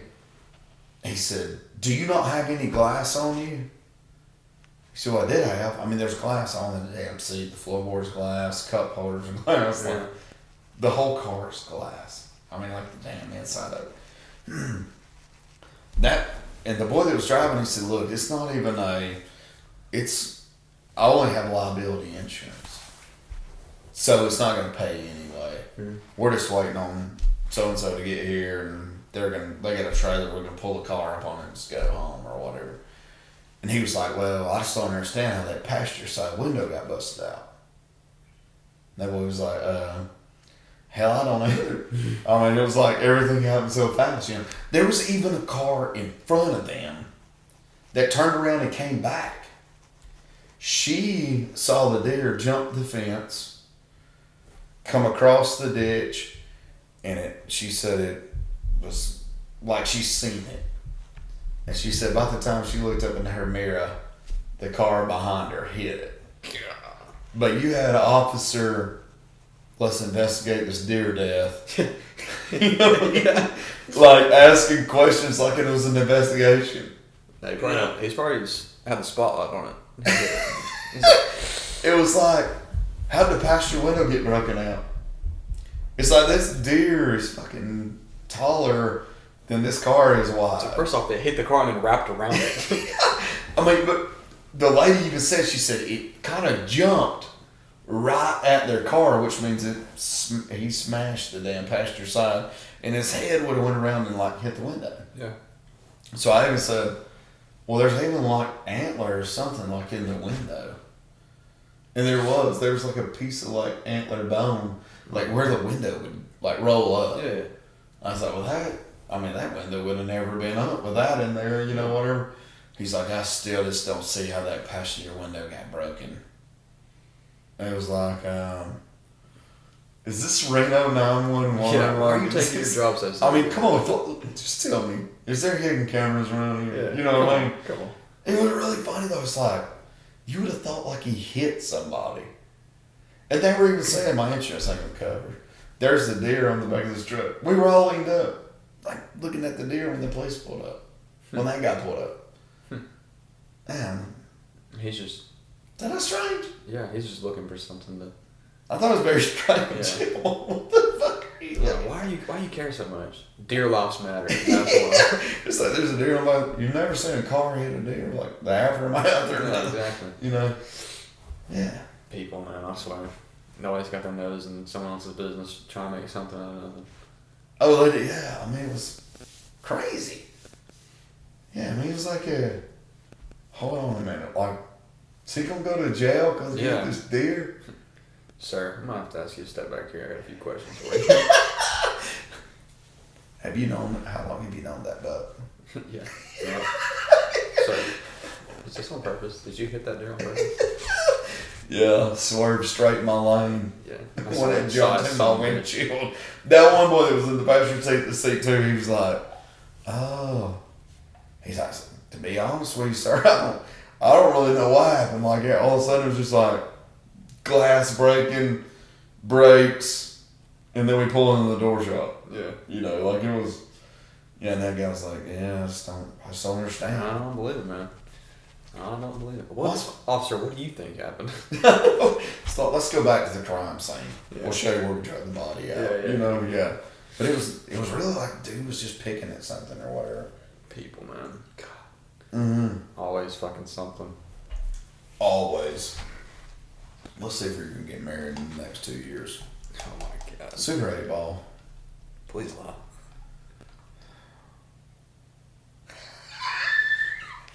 Yeah, you getting married. Yeah, I got bad news. Not only are you getting married, you got 5 kids on It says most likely. within the next 2 years? Yeah. You're gonna end up getting one of them snorkelers pregnant. Yeah. Whoops. So what about that? Okay. Getting your license and stuff. So you already got experience, you already had all this kind of stuff. Because I mean, when you was here before, you was going down. You was going down there and you were determined, you know? That's awesome, by the way. But like, how extensive, who's like, do you have like a driving test? I mean, there was like a test, a bunch of online tests, but you never had to get out with an instructor on a boat or anything like that. So you did That's what you're asking. Yeah, you did it all online. Yeah. Yeah, okay, that's what I was kind of, like even like the navigation stuff, are you only permitted to like go so far off the coast or just go? That's fair enough, dude. Yeah, it's sketchy. Can't Kinda, believe yeah. they trust me like that. You ever seen pirates? Dude, I wish. I want to be a pirate. I've been seeing that. You seen those videos? I've seen videos of like those little John boats. Full Yeah, of, they come up to like those big boats. Yeah, with like AKs and shit. Yeah. I mean, people think it's a joke, but it's really It's real. Yeah. They I saw one where they were like preparing or something, I guess whatever waters this was good through. I mean, they like hung razor wire. They like done all this kind of I stuff. think I know what video you're talking about. And then they, it shows at the end of it where they have like this, it looks like a souped up like fire hydrant. And they're like spraying these boats that's getting close to that boat. You ever seen that too? Yeah. I mean, that would almost kill you. Yeah. It almost drowned you, like, in that boat. They're just some good old boys in John boats. Just trying to... But who are they? Like, what? That's a Where great do they come question. from? Are they Cubans? They look a little dark to be Cubans. Do they? Yeah. Some of them. The ones I see, they look like... Because you're close to Miami. Dude, I'm 90 miles from Cuba, brother. No. Across the water. I'm like 180 miles from Cuba. It's not that far, really, though. No, not at all. Like, I could drive. That'd be like for me going to Nashville almost. Yeah. A little less to Nashville, probably. But I see that. You always hear about it. It's like pirates. But I mean, some of them really do look like pirate ships. Yeah, dude, that would be so badass. To see one of them? Yeah. To see like an actual giant ship. Oh, yeah, to see it Yeah. without real pirates? Yeah. Mm-hmm. Yeah, I was thinking, like, it wouldn't be that fun with like a real pirate. Yeah, fun. Shit. They're coming up there not only to kill you, but they're taking Mhm. your shit too. Mm-hmm. But is that what they're trying to do, is rob? I guess. See, I hadn't figured it out. Like, the boats, I guess they're like cargo boats. But there would be enough workers, like, on that boat, you would think. Could take them. I mean, hell, there's 5 of them on the little John boats or whatever. Yeah, it almost seems like you couldn't even, no matter what they do, they could shoot the boat or whatever. They could ride around. But, like, even getting in there, I almost think you couldn't. You know what I'm saying? Yeah. Like, I don't know. There's a movie, I can't remember the name of it. It's got Tom Hanks in it, though. oh, God, Tom Hanks is always, like, screwed on. Yeah. But he's... Is it Castaway? I think, yeah. Is it? I think so, yeah. Yeah, I like that movie. Plus, I only watched like half of it, and I had to go do something. But no, he's a That captain. movie's been out since, like, 1998. He's a captain of a giant cargo ship. You talking about the same one? No. Okay. Well, there's this one with Tom Hanks. He's a captain of a cargo ship, and like the little pirates like come up to him or whatever. Castaway, where he gets, like, they're in an airplane, that thing crashes. And then, like, he ends up on this island. Yeah. We gotta figure this out. Yeah, Tom Hanks. Tom Hanks is always, like, his movie acting, he's always been, like, in a weird situation. Like Castaway, that movie where he lands the airplane out in the New York River or whatever. That one was good. Yeah, I like that. I ain't kidding you, I love Tom Hanks movies. It's Captain Phillips. I've never seen it. Came out in 2013. I only watched like half of it, but it was pretty good. Anything Tom Hanks is pretty good. Oh yeah. Yeah. I love Tom. I like Tom Hanks.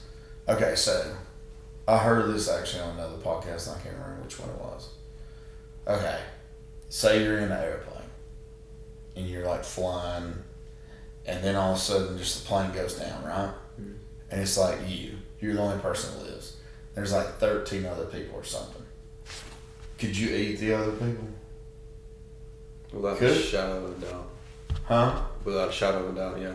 How quick It would means you you must- start? It depends where I mean, if I'm out in the middle of nowhere and it's my survival depending on it, yeah. I'd chop up a leg, brother. Come on, man. I heard this on another podcast because, like, you would have to start making that decision, like, Instantly. right after Yeah. the plane crashes because you can't just let them sit there and rot. Like, you get look sort of prepared meat. Mm-hmm. But what if you get found like an hour later and you're out Sitting there gnawing on a calf, and they're like, "Sir?" I'm like, Yeah. They "Damn, go out and they're like, you." who's the blonde that's missing the legs? She wouldn't shut the hell up, so she got picked first. Yeah, you're holding that thing up. But I never thought about that. I'm like, damn, that's like interesting. Like, That shit happens too.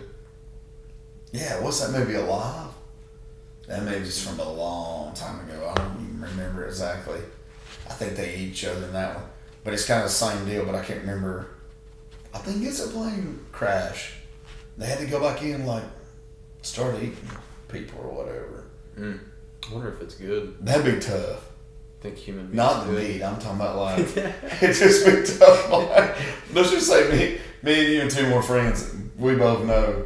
It's like flying in a little plane. The next thing you know, it goes down. We just look at each other like, yeah, that's it. Yeah, and me and you were like, I mean, which one you want to, I mean, so-and-so's arm, you know, he's got some big muscle Yeah, on he's got some there. meat on there, you know what I'm saying? Yeah, he's got that meat. You chop up him, I can chop up old girl over there.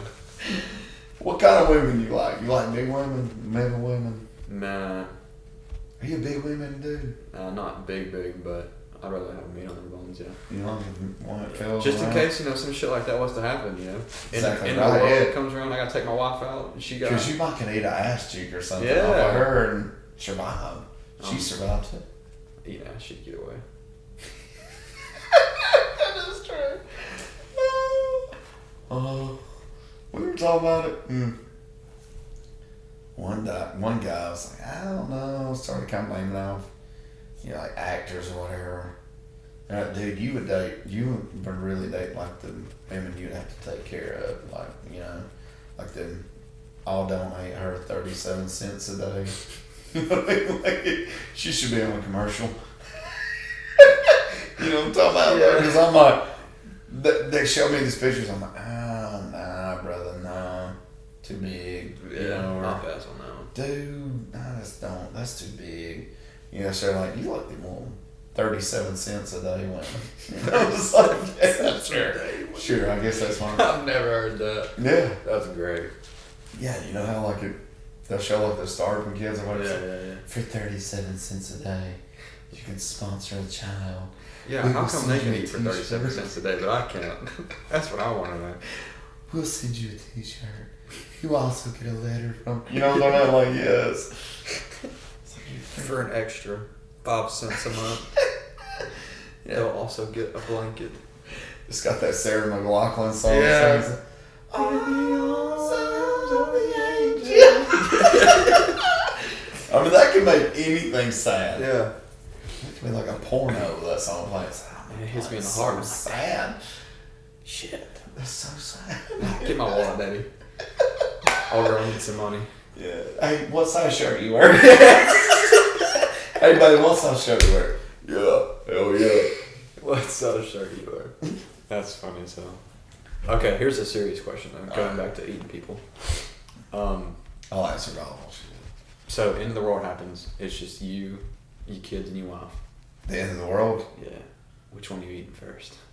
You have no food, and you need to eat one of them to survive. No dogs, no nothing. You've already ate the dogs. Like we're talking, you're Oh man. going. I crazy. guess I'd know we were all gonna die, man. I'd probably just kill myself. And be like, y'all ate me. Yeah, that's a good way to. Yeah, I'd be because selfish. I'd be the last one. Like, no, I'm eating all of y'all before I go. he's like, look, bro, tomorrow, man, I'm just gonna let you eat me. I'll take my own life. And then during the night, you like stab them. Yeah, It's like, it's like, look, get you a good night's rest, man. In the morning, we'll wake up, we'll figure it out. But I'm, you know, I'm You're gonna wake. You're hungry right now. You're gonna go to bed, wake up, and I'm gonna be on the stove. You know what I'm saying? yeah. I'm even gonna like cut my own calf off or whatever. Yeah. In reality. Yeah, and in all reality. Yeah, they go to bed and they get a chopping block. Yeah, they do. It's like, yeah, hell yeah. You know what I'm saying? Cut this down. I'm about to fry. Season it up, bro. You won't even know the difference. I'm about to fry up some freaking Jacob tips and some rice. Jacob tip. And some rice. Because I'm gullible. I'll be like, I'll lay down that night and be like, thank you, God. The gunner's going to give his life so I can survive. You know, blah, blah. And then next thing I know, like 30 minutes later, I'm dead. Yeah. And you're on the Blackstone getting grilled. My own Blackstone. You have to go get some gas. Yeah, we're like, damn, Jacob, where's the prop? Just stop. Yeah, in here. You know where the propane's at? Shit, maybe I should Just kind of like messing with my cheese. Like, where's it at? Hey.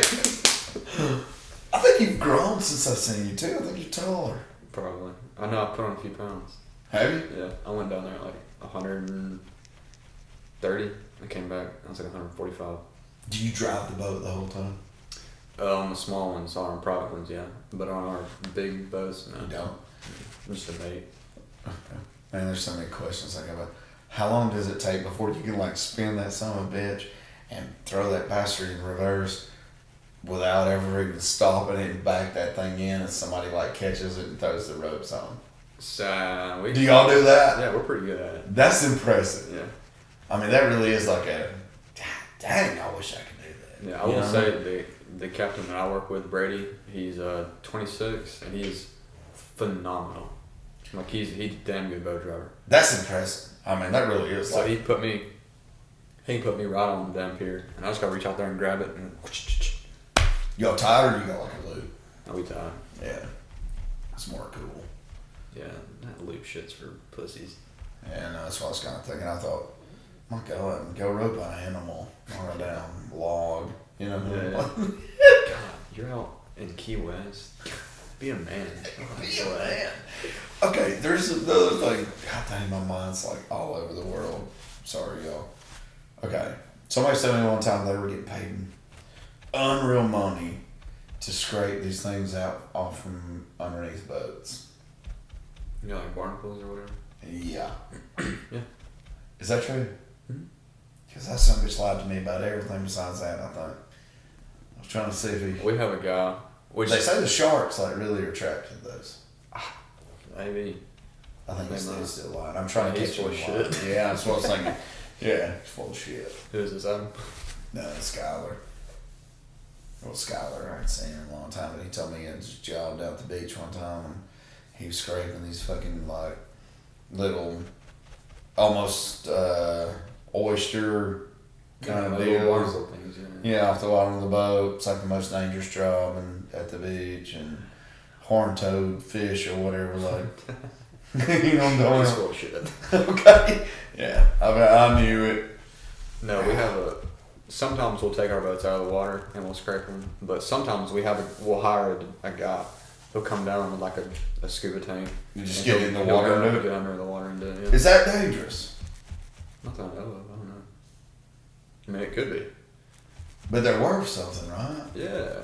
But what are they good for? What The particles. bees out on me, brother?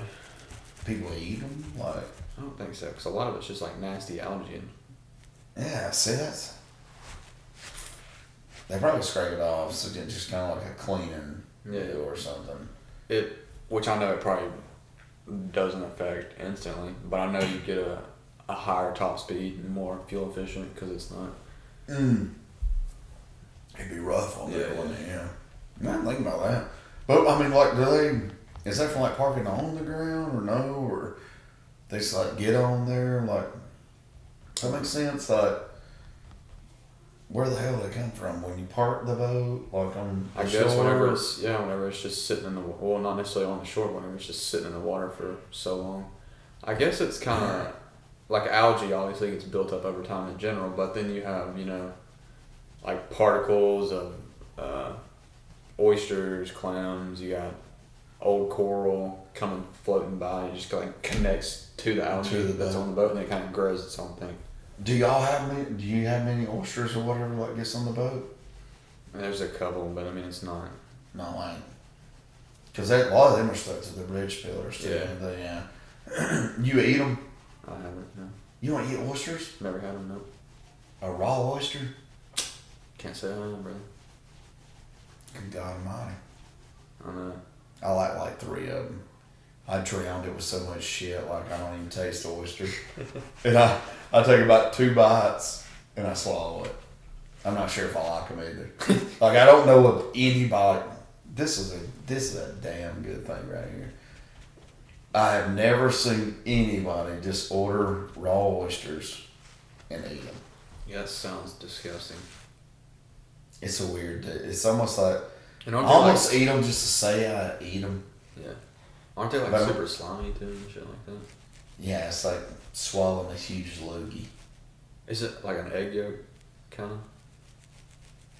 Yeah, like if it was raw, yeah, for sure. It's kind of like it's actually exactly about like if you just cracked an egg and put some of it onto a saltine, threw some cocktail on it, squirt you some lemon. Like it's too much damn work. Yeah, you want to have redneck oysters? We'll crack some eggs over some saltines. It's almost like too much work to even. Yeah, it's like I gotta have the cocktail, I gotta have cracker, I gotta have Tabasco, I gotta have lemon. It's almost like you're trying to really like bait up a damn turd to make it taste good. You know what I'm saying though? Like it. Yeah, and it's not something like I would just go to the restaurant and be like, Man, give me a platter of them. I'm really craving some oysters, you know? I think I'll eat that for my meal. You want any sauce with that? No, I just want the oysters, baby. Just plain's fine. Just spit on them. You know, but they have the some of those look good. They do like the shredded cheese, and they have like the maybe some Parmesan, that kind of stuff. They look good, but I really just still they're kind of gritty to me. Like especially if you like, I just chew it just enough to be able to swallow the damn thing. Really, I know it sounds nasty. Yeah, it does sound nasty. Yeah, I'm not really sure even what one tastes like. I would imagine if somebody asked me what's an oyster taste like if you were to eat one raw, what would it taste like? It would taste like dirt mixed with sand and egg, like you said. Keep me out of that. But Not a big fan. it's an aphrodisiac. I don't know what that word means, man. I'm from Hollywood. That's the biggest word I know. Is aphrodisiac. I'm proud of you on that one. I know. You pulled that one out your ass, bro. Yeah, that and mayonnaise. That's the two biggest words I know. But aphrodisiac's like it like does something to women, man. Makes them like get them in the mood. Makes them fertile. Makes them horny. Yeah. Yes. I might have to go get some. Not you. You gotta carry a date. You need to find your woman that likes oysters. Yeah. I mean, I guess it makes men horny too. That could get you in trouble, though. Yeah. Be careful. You're treading right now, brother. You might end up with like all the scraps from the bar. I don't even want to think about that. I have heard that for women though, not men. But there's supposed to be like this new cologne. Have you seen that? That new cologne. It's supposed to be like an aphrodisiac for men. Where do I buy this? It's all over my Facebook right now. You gotta just share me a link, brother. I'll share you on it. Are you having trouble picking up girls down there? No. Do they know you're a northerner? It's funny you say that. Every person I ever talk to, they're like, "Man, where you get that accent from, huh? Where are you from? You from Mississippi? You from Alabama, ain't you?" I'm like, "Yes, ma'am. Yes, sir." Is it the school system or what? I don't know, man. And like I'll be on the boat. I'll be trying to just talk proper, sound like a normal. Do you have to talk through the microphone thing? We don't have a microphone, but I do have to talk. Yeah. Okay. I'm on the boat. Tell me what you say. I'm gonna make fun of it. Man, we get up to the snorkel spot and I'm like, all right, guys. Anyone here been snorkeling? Yes, no. All right. Few signs. Wave your hands back and forth. Help, help, help. We'll jump out. Come get you on a little raft or whatever, you know. Yeah. If your goggles get fogged up, you can take them off and spit in them. Kind of wash them around. Gets it unfogged. Before you come up the steps, make sure you take your fins off or you'll trip and eat shit. There's two ways. Is that what you say? Yeah. Dude, that's awesome. There's two ways off this boat. You can have the leap of faith off the side, or you can walk down the ladder. Don't walk backwards. This is not scuba diving. That's it right there, boy. And you're like, all right. Get the Everybody hell jump off, in. Yeah, get the hell off my boat. But y'all sit in the boat? I guess y'all do to kind of Yeah. watch, don't you? Yeah. Yeah. See, I always tell people whenever they get in the Ranger, when I'm driving people around the field, whenever, like, especially a bunch of kids, they get in, nobody have everything strapped up, whatever. I'm like, all right, attention kids. And Attention all passengers. I'm like, attention kids. Please keep hands and feet inside card at all times. Enjoy your ride at Gibbs Flags. Yeah, And then I just haul Gibbs ass in the Flags. field. Yes. So we'll be pulling up back to the dock, and it's like, all right, ladies and gentlemen, I hope you enjoyed the whatever excursion we went on. If you want to know like the good spots, the bad spots for breakfast, lunch, or dinner, ask me or Brady. We'll point you in the right direction. Last but not least, me and Brady do work for tips. So if you feel like we did a good job, we'd really appreciate that. Do y'all do well on tips? Yeah, so I make. Which I don't want to say it. You don't have to say money. I'm just Well, I make an hour, but dude, I make ridiculous money. So you're kind of like a see waitresses, hostesses. No, it's just waitresses and waiters. They only get paid like so much, but they get the tips like the big deal. Yeah. Yeah. So we get paid pretty good hourly, but same ordeal. Me if it's me or Brady, we'll split tips 50-50. Oh yeah, they split them. Yeah. Is he cute? Uh, Do you ever wonder like, I wonder if that bastard had more tips than they? no, actually, it's funny you say that. A lot of the time, people will hand me the money, and then I end up with all the tip money, and then I have to split. Does it he with look him. dumb? It's probably the splitting part that they don't I like. don't understand that. They're like, yeah, that guy. Yeah, that guy back there is an asshole. No, he's an alright guy. He's Brady? Brady, yeah, he's a little bit taller than me. He's a lot bigger. And Is he muscular?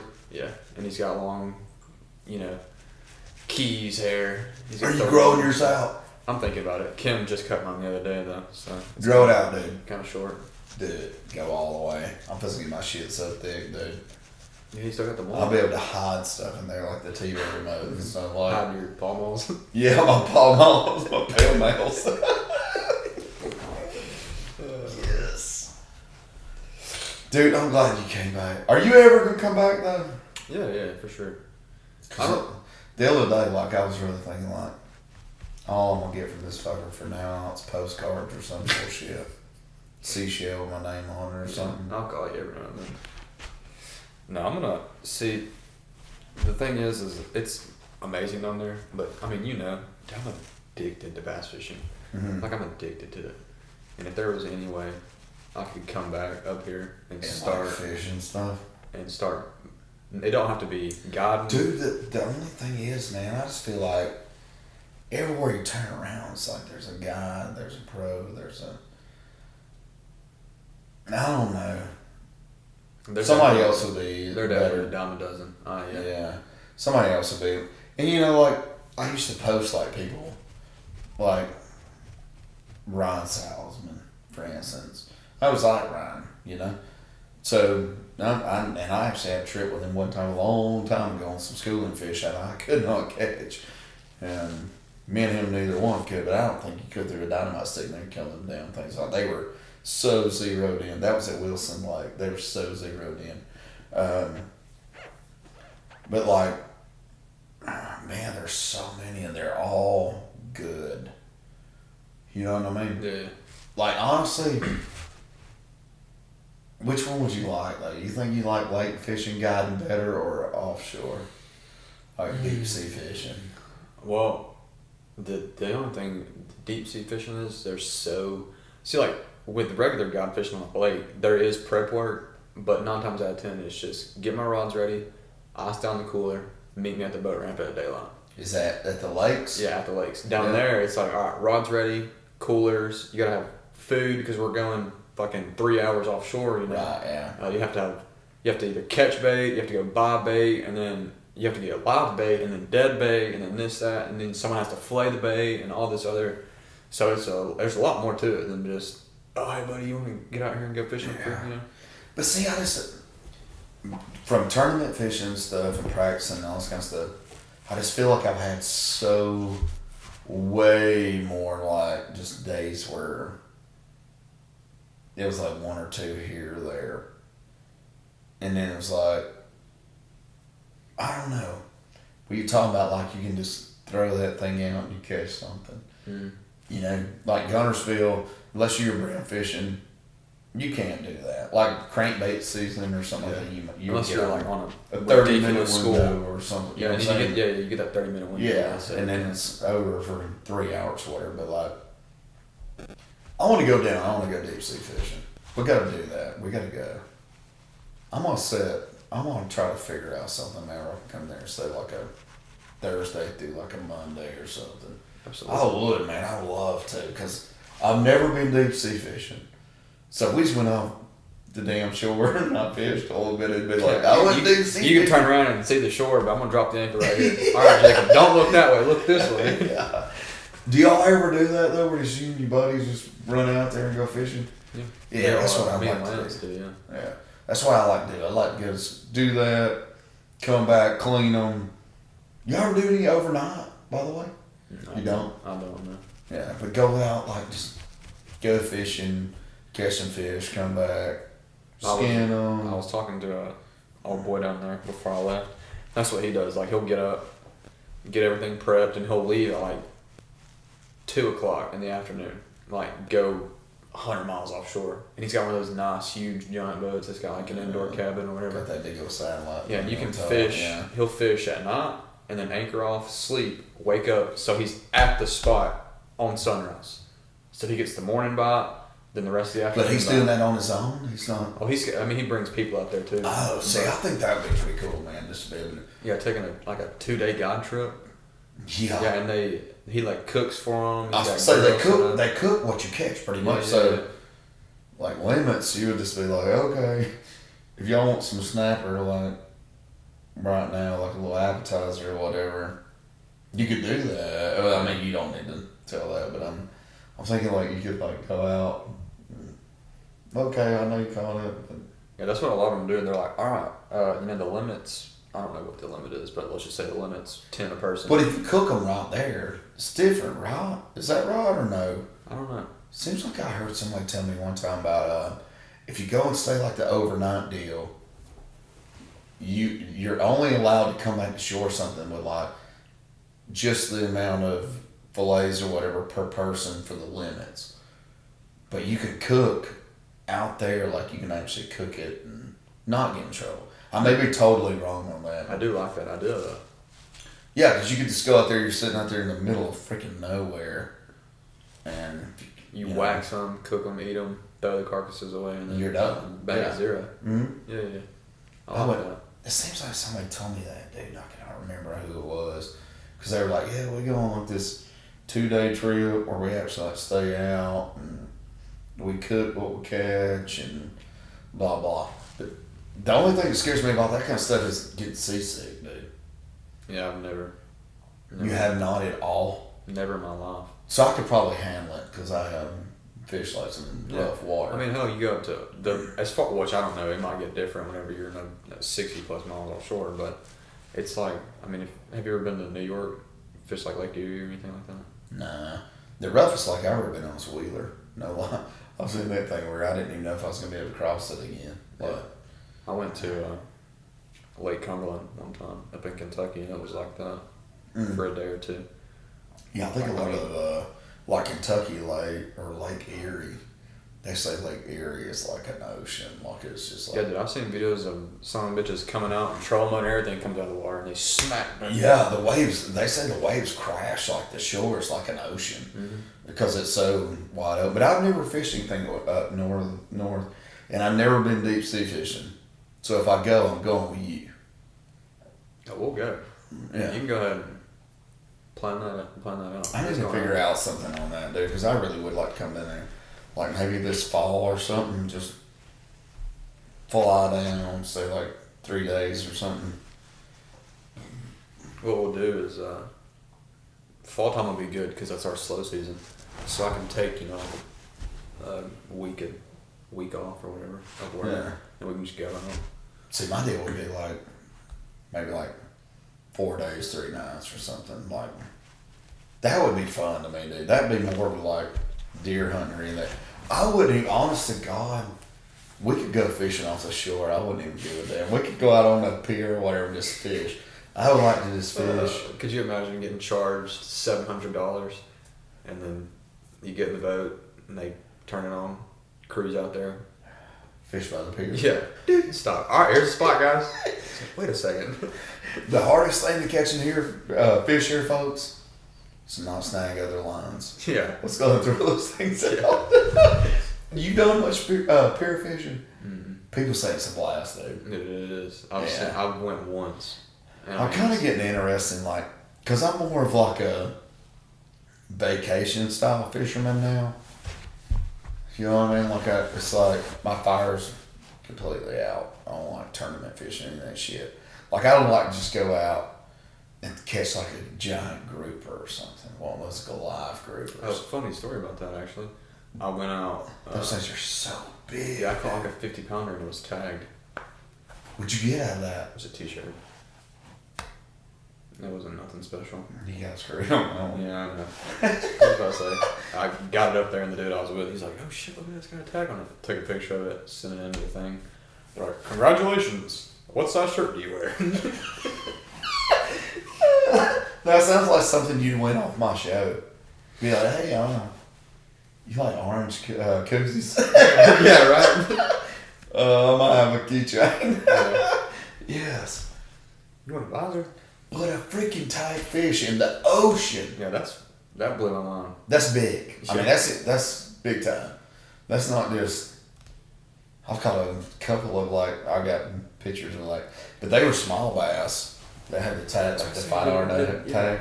Let's say I fished the big bass cash or whatever, Yeah. and I had never caught a tagfish in my life. You're talking about the ocean. Yeah, and that's what blew my mind. I mean, gazillions of fish. Like, there's not even a number. No. They're everywhere. And I just so happened to pull up at the right spot, right time. That's crazy, man. Drop a fillet down, and sure enough, it hit the bottom, and I picked that son of a bitch up, and it was Did y'all land it completely? Yeah, I had it in the butt and everything. That's So awesome. I got it in my hand. It looks like a big old smallmouth. Yeah, it does, and it fights like one too. Was you off the coast or whatever you called it, or like Uh, long ways off, close, or? I think we were like 10 miles maybe. Not too far, but it was still out there, you know. Oh yeah, 10 miles. I mean, that's a good ways in the ocean. Especially How deep? I mean, like, I think it was about 60 or something. It wasn't. If we were on like a hump, it wasn't that deep at all. oh, what's the deepest you've seen in the ocean? How far does like your graphs go? We'd get out like 500 foot. That's like, Sometimes, yeah. That's the deepest water I've seen. I don't know if that's accurate, but the graph reads 564 foot or whatever. that's deep. Yeah, That's on down there. that's when you get those big old jigging runs or whatever. Y'all drop them all the way down the bottom. I've never done that, but I've seen videos of people doing that. You ever get hit like on the fall? Mm-hmm. Dude, we gotta go, man. I gotta go. Dude, it's a blast. I'm telling You you. think this fall will be a good time? Dude, hell yeah. I gotta come down there. I ain't paying for fucking groceries or none of that bullshit. Coming down, drinking beer, fishing. We don't eat unless we catch something. By God. I love that. And that's how I was. The groceries are fucking expensive, so, Mm-hmm. you know, if I can waste 2 hours of my afternoon catching 30 mutton snappers. What's the limit anyway? Could not What you go. call them? The mutton? Mutton snapper. There's like different types of snappers, like mutton, red, and like 3 or 4 other ones. But the muttons and reds are what we catch a lot of. So the one looks like a big goldfish. No idea. But Well, they're more red.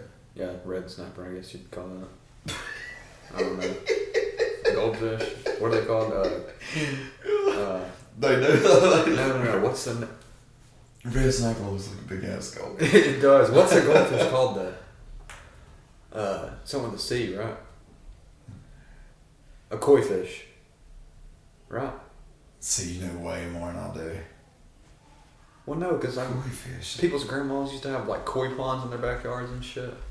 Oh, you're talking about like the big, Yeah. those big ass. Yeah. I have been to people's houses before that had like one of those little tiny ponds that had goldfish in it. You know, some was white with like black specks, a little bit orange on all that kind of stuff. And the water was no shit, so frozen. This guy was like poking it with a broom handle to show me how frozen this thing was.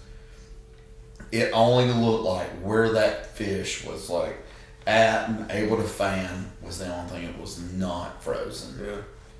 And they live. Mm-hmm. They live a long time. They get big. Yeah, they do. They get huge. Big. They'd be pretty fun to catch, Yeah, actually. I saw a video the other day. A guy on YouTube was up in New York fishing at like a park somewhere. He caught like an 8.5 pounder. Goldfish? Yeah. This thing was giant. I bet they go huge. crazy, man. I mean, Something they just that sit there and they tough. just eat. Yeah. That's all they do. Yeah. I mean, how they're getting hand fed by everyone who walks by. Yeah, so there's big old chunks. But yeah, I have. I've seen like some goldfish ponds or whatever. I mean, the only thing that is not frozen is actually where they are. I mean, they're tough. Big time. See, I want to go up in Michigan. I want to do some ice fishing. Oh, where you go out, like cut the hole. Yeah, and like Throw a tent up. Yeah, around throw it. it, sit in a little tent. You got the graph right in front of you. You're sitting there watching it. Let's do that. Dude, I'm so game for that. I've always wanted to go to like Alaska or something. If we could go, dude. God dang it, dude. You're gonna get me divorced. She's gonna be like, you what now? You going this fall hand down Key West and y'all going to Alaska in January? Mm-hmm.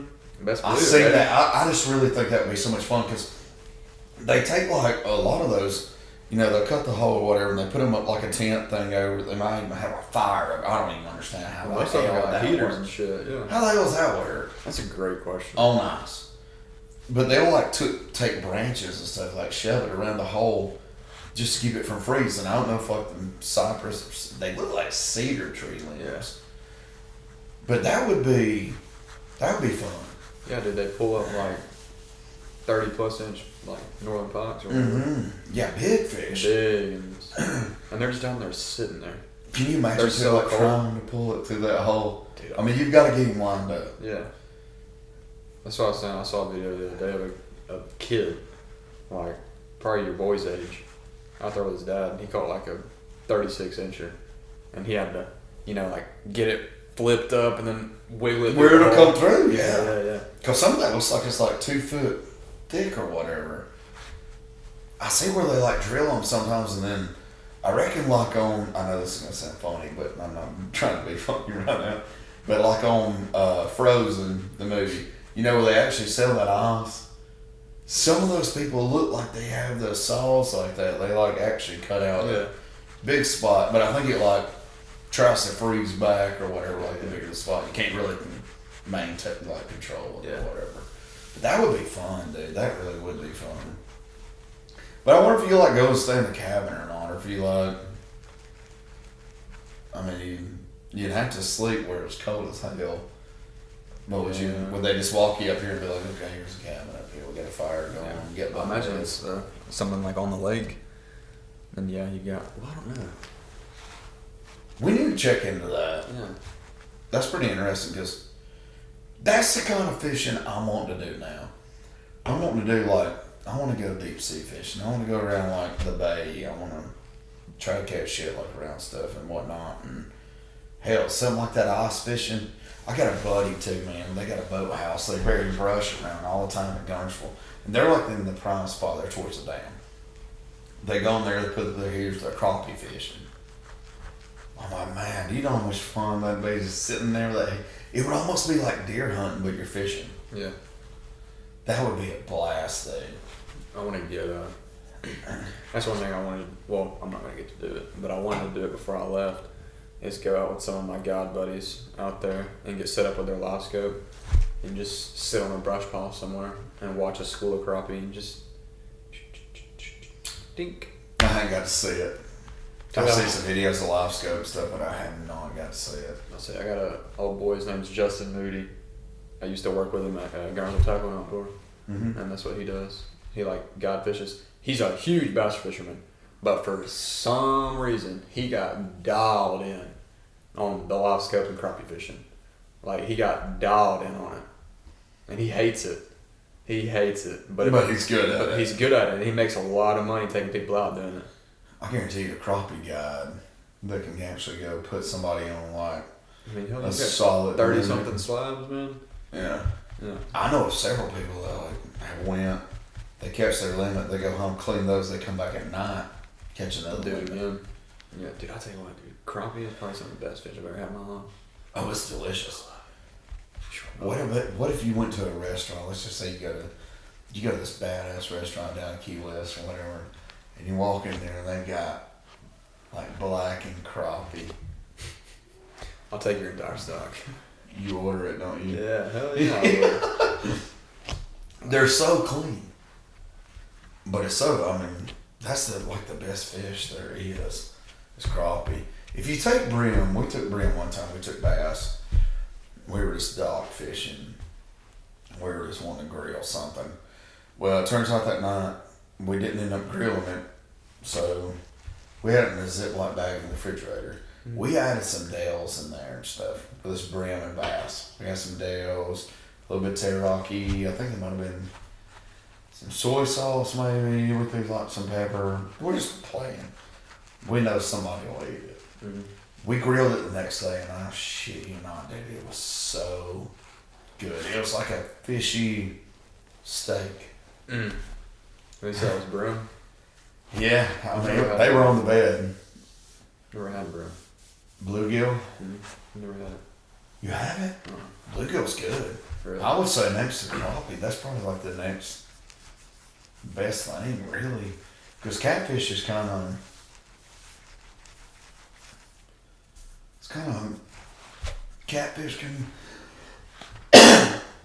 catfish might taste like a little dirty to me. Oh, 100%. Yeah, but brim, bluegill, or they kind of eat yellow perch. All those are like, I would just say it's like the next level from crappie. Way better than bass. Bass is fishy. Bass, I've never had bass either. I eat a lot Dude. of striped, white bass, and crappie though. What's a white bass taste like? Yeah, like a poor man's crappie. That's probably what I like bluegill tastes like. No, bluegill would be in between that. Bluegill's probably better. Bluegill's pretty good. You snap the scales off of them, dude. Cut down, kind of fillet both sides. You don't even have to pull the skin off. Really? Just scale it. That's it. Huh. Throw that thing on the grill. Oh my god, it is good. You ever fried it? Not fried brim. I haven't But that's good. grilled it. We when I was growing up, dude, my grandpa lived in Wonderful at Pocat, and he would make me clean like everything. And we were planning on having like this big fish fry one day, you know, or whatever. We just kept on. We just kept filling. I hated the evenings because he was gonna make me like skin the fish or whatever. And we skinned these fish, dude. We put them in the freezer, put them in the freezer, put them in the freezer. Freezer went out, lost all the fish. Damn. That's a lot of time. Yeah, dude. buddy. Especially with a kid. You know, like I was a kid. My grandpa would like go back through like what I had scaled or whatever and like reskin, you know, make sure I got it. And yeah, it was a lot of work, but I never got to try because he was gonna fry them. Damn, I've been so mad, dude. Mm-hmm. God, I've been so mad. There was like, God almighty, I'd be afraid to even say how many like brim and bluegill was in there. Skinned already too. Ready to go. Yeah, I always remember too. You would so you never even like cleaned any bluegill or nothing. I've chopped them up and used them for bait, but I've never I've done that too. cleaned them and used them. Dude, we used to go to the end of the piers. Like we would start out at the very start of the pier, catch 5 to 10 bluegill, go to the end. Yeah. Me and my grandpa, we used to camp at like Riverview Campground. Yeah. Yeah, buddy. You Bass or catfish or some giant bass. Oh, I guarantee you. I'm talking. We'd catch like 5 to 8 pounders like it's nothing. Golly. On little bitty brim hooks. Yeah. So on you those little floppy. wear them down. Yeah. Yeah. So you're sitting there letting them play. Oh, they're tired. Real. Oh, no, they're not. Back out again. That's what I was talking about with the brim. Like whenever you clean brim, I don't give a damn. And you bluegill, when you get in the shower, you'll get in the shower, you'll wash this heavily, you know, just because you just feel like you got scales all over you. It's never failed me. I get in the bed and I have a damn scale in my ear. And you'll be kind of like, what is that? You know? Come up. Holy shit, that's a damn scale. But you know, you'll get, I used to get so tired of like scaling those things. Oh, yeah. You know, I used to be like, you know, like just scraping those things out as fast as I could. Because, man, that shit was boring, dude. I bet. It sucks. Especially for a kid. Mm-hmm. I mean, it was terrible. Gunner, I think next time we do a podcast, I'm going to be down there with you. Dude, a podcast in the Keys would be lit. It would, dude. That would be awesome. I could bring all this stuff for no shit. Like, it's not that much to bring. Break it down, throw it in the suitcase. I'll bring all this stuff, too, from the wall. Throw it up. Dude, that'd be so badass. Yeah, Hell I'm yeah. kidding about the wall stuff, but yeah, we are. Dude, I could do a damn podcast on a boat. We could. That Yes. would be wicked. While we're fishing. That's it. That's the next one. Fishing pod. Absolutely. Fuck yes. Dude, I'm excited. Oh, I'm excited. That's gonna be so badass. Yeah. How long does it take to fly down there? 2 hours? About 4. 4 hours, really? Yeah, well, technically it took like 8, just because of my layovers. I could handle that though. For the amount of fun I know that happened. I flew from Birmingham to Houston, Miami, and both of those 2 flights were like 2 hours. Oh, like delayed. Well, no. The flight to Birmingham to Houston was 2 hours, and then Houston, Miami was 2 hours. But I got to Houston and had like a 3.5 hour layover. So. What about if you had like a straight flight from here to? It'd be like flying to Daytona, probably, right? Yeah. So it'd be about 2 hours. It's probably 2 and some change, yeah. Yeah. But see, that's the problem. I don't think. Well, I couldn't find any. There might be Like direct flights. Yeah, there might be where it's different gotta ones go. in different airlines. But Yeah. I can do that too, then. I'd be the ticket. I wish we could do that. But it seems like every time I've flown, I've had to get a connected flight for some reason, which that don't make any sense. No, they'll fly you like way further than you were going. Yeah, like the other I went to direction. Houston. I went to Houston from Miami. I was like, Look, yeah, and then why am I back in to- Texas right now? Where'd you end up landing at? Birmingham or? Birmingham. Yeah. We used to for some reason Nashville, I think that'd be like the cheaper flights out. We flew to Nashville several times. Huntsville once, Birmingham several times. But I always feel like we like Birmingham. No, that was Nashville trips. Yeah, they'll take you from like Las Vegas, California to Los Angeles or whatever. Then you fly back.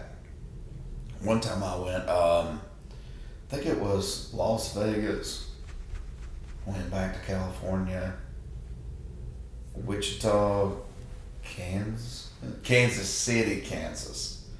There was snow there, like majorly. And that's a weird daggum airport too, man. Kansas City. If you ever go there, pay attention. Because it looks like you just walk over here and you walk right out like where you're just gonna go like look at a shop or whatever. No, you gotta go back through the whole damn deal.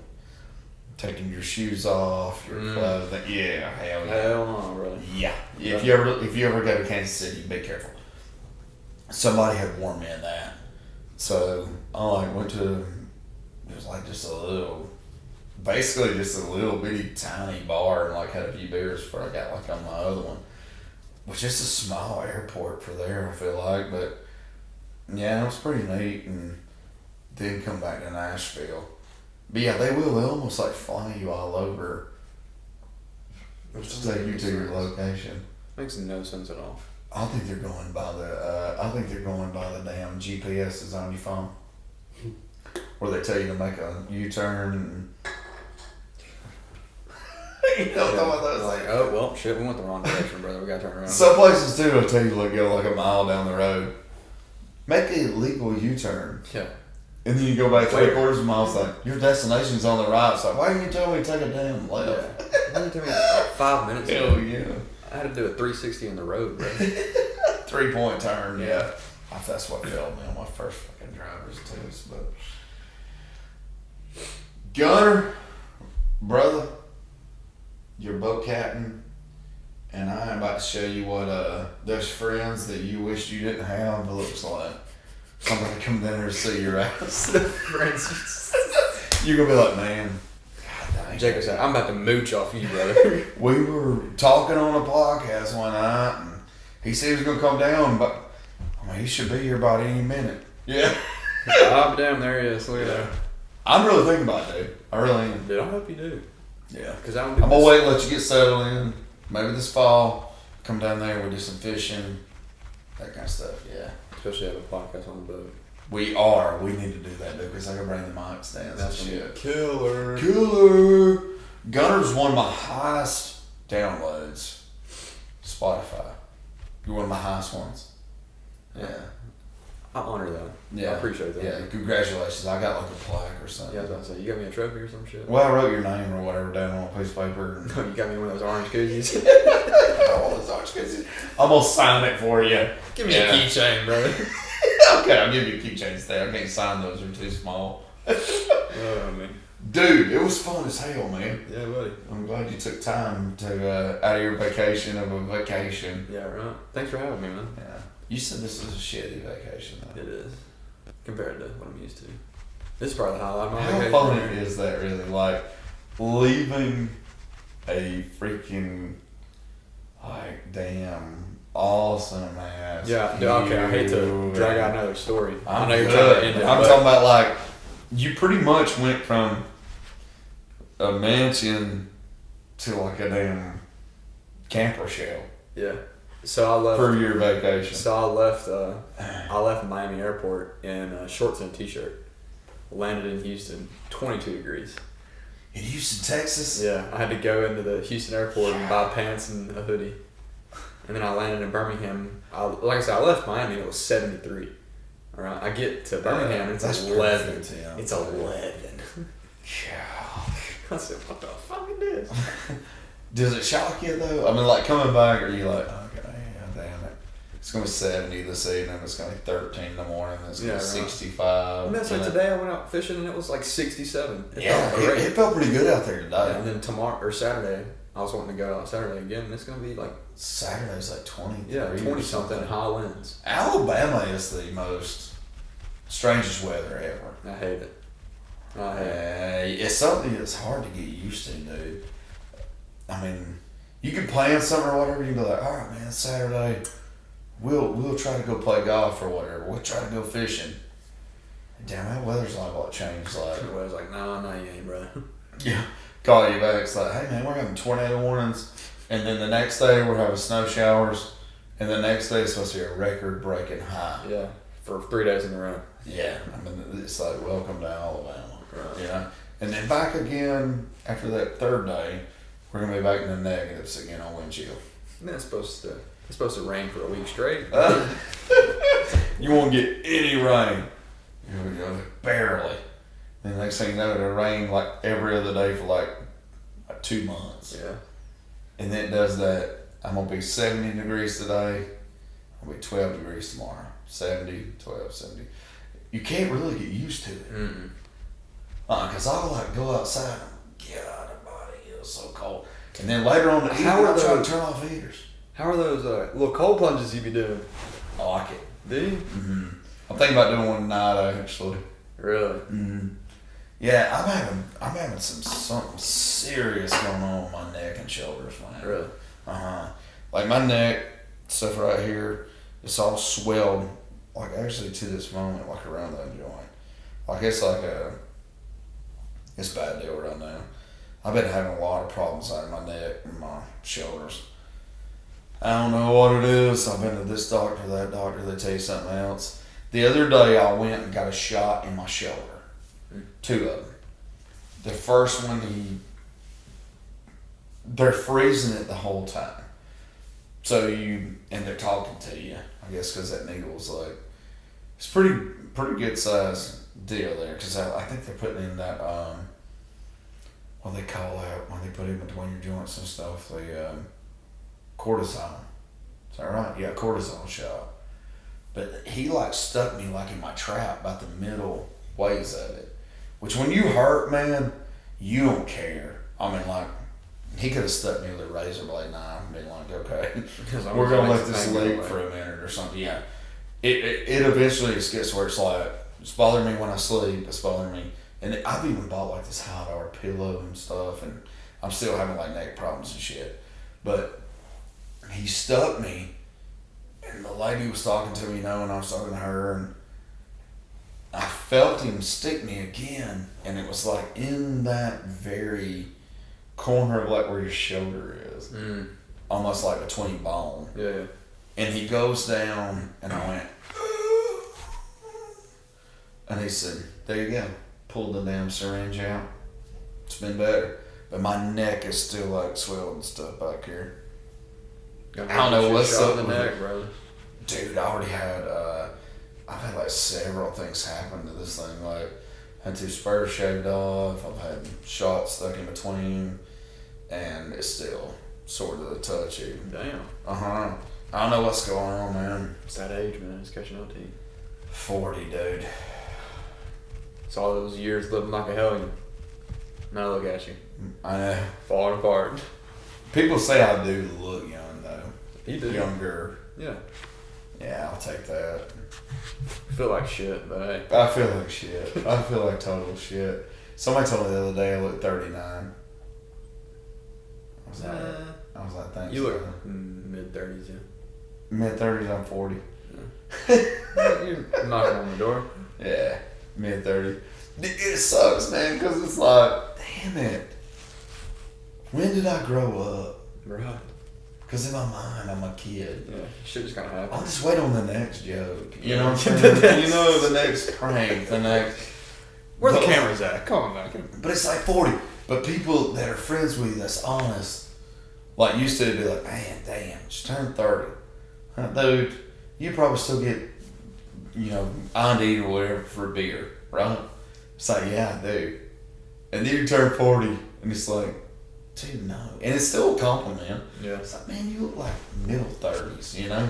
Thanks, man. It's like, dude, before you know it, man, people's gonna be telling me, dude, you're 80. You look like you're like low 70s. You know what I'm saying? I feel 96. Yeah. But times, like as bad as I don't want them to, dude, they're going by, you know? Oh, yeah. It sucks. You can't stop it. You can't change it. You can't. You could go get some Botox or something put in your lips and look like these women on TikTok or whatever. So big. Yeah. But like guys, what do we do? Just tough it out, brother. I got more acne than you do. You know what I mean? Like, and you're way younger than me. You don't have any acne. And I've got like bumps. Jacob was like, I thought this shit was gonna stop when I was 17. Everybody told me. They're like, man, just wait till you can grow up a little bit. You won't get no more of them pimples. You're a damn liar. Shit. I had one on my neck the other day, dude. I was like, I better like call the news or whatever, like let them know I'm about to rupture this damn thing. It looked like a volcano over there. God.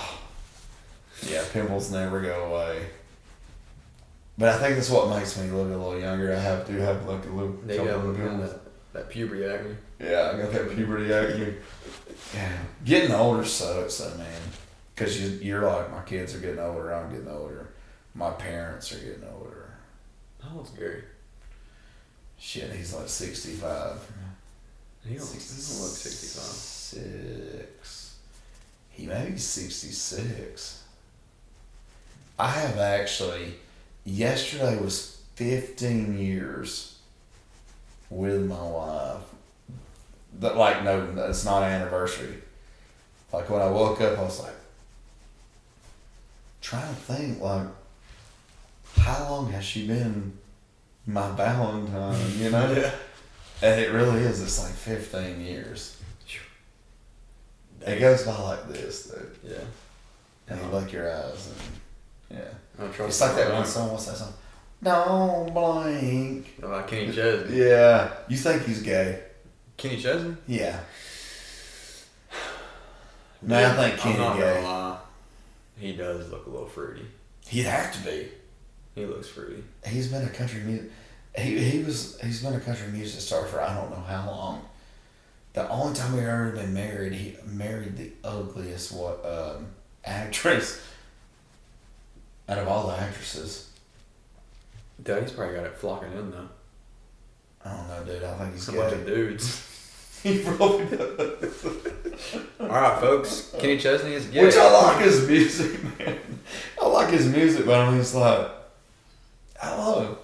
Everybody's told me Kenny Chesney, like he married Rizelle Zellweger or whatever. Renelle Zell. You probably don't even know her. Mm-mm. Cause she's ugly. Like she's not even pretty. Like it's weird. It's like Kenny Chesney married. She married Kenny Chesney got married. You know, because it's like I always thought he's gay. Yeah. Like for real. I thought Is he still married? Place gonna be like a country. No, hell no. They last like 3 months. Mm-hmm. But I really thought, is this Elton John to country music? You know what I'm saying? Yeah. If there was ever a gay artist out there that like deserves like credit, Elton John. You never seen him in any political. No. Elton John's phenomenal too, man. His freaking music's great, It dude. is. I catch myself all the time. I'm like, hold me close on tiny days. Pop up my penny in the chest. And I'm a rocket man. Yeah. Sing it, Jacob. Yeah. But he says in that one, I'm not the person that you think I am at home or something. Yeah. It's like, whoa. And then he What you says mean something by about What you mean his by that? wife or something. His wife. It's like, bro, you ain't never had no wife, dude. Yeah. Quit bullshitting us. We know you're gay.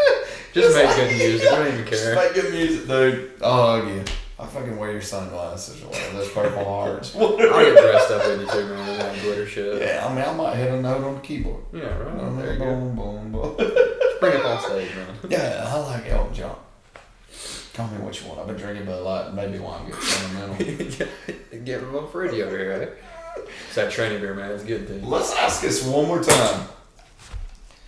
Is Gunner gonna get hitched in the next 2 years?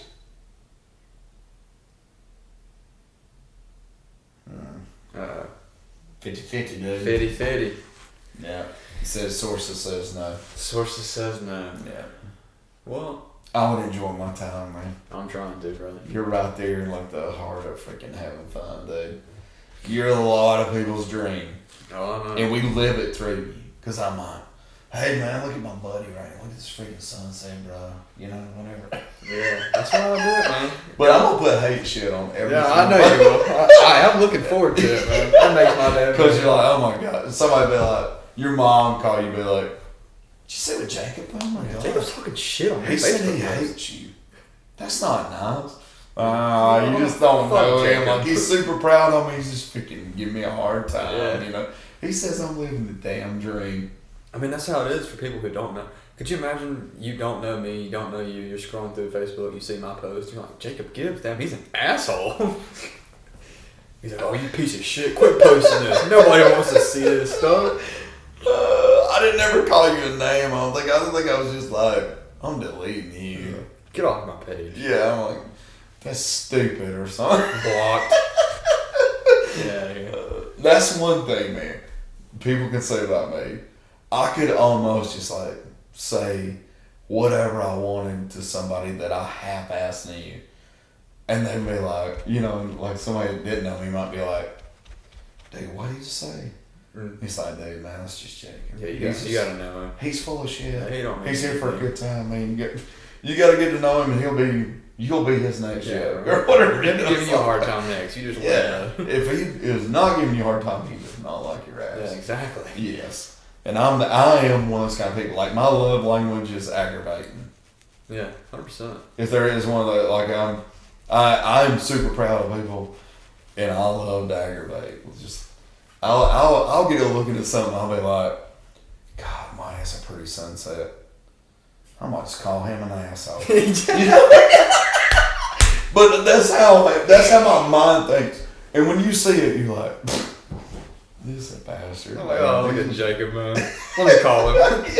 He's gonna write this shit on there, and he's gonna answer. He's drinking Bud Light. He don't know what he's doing.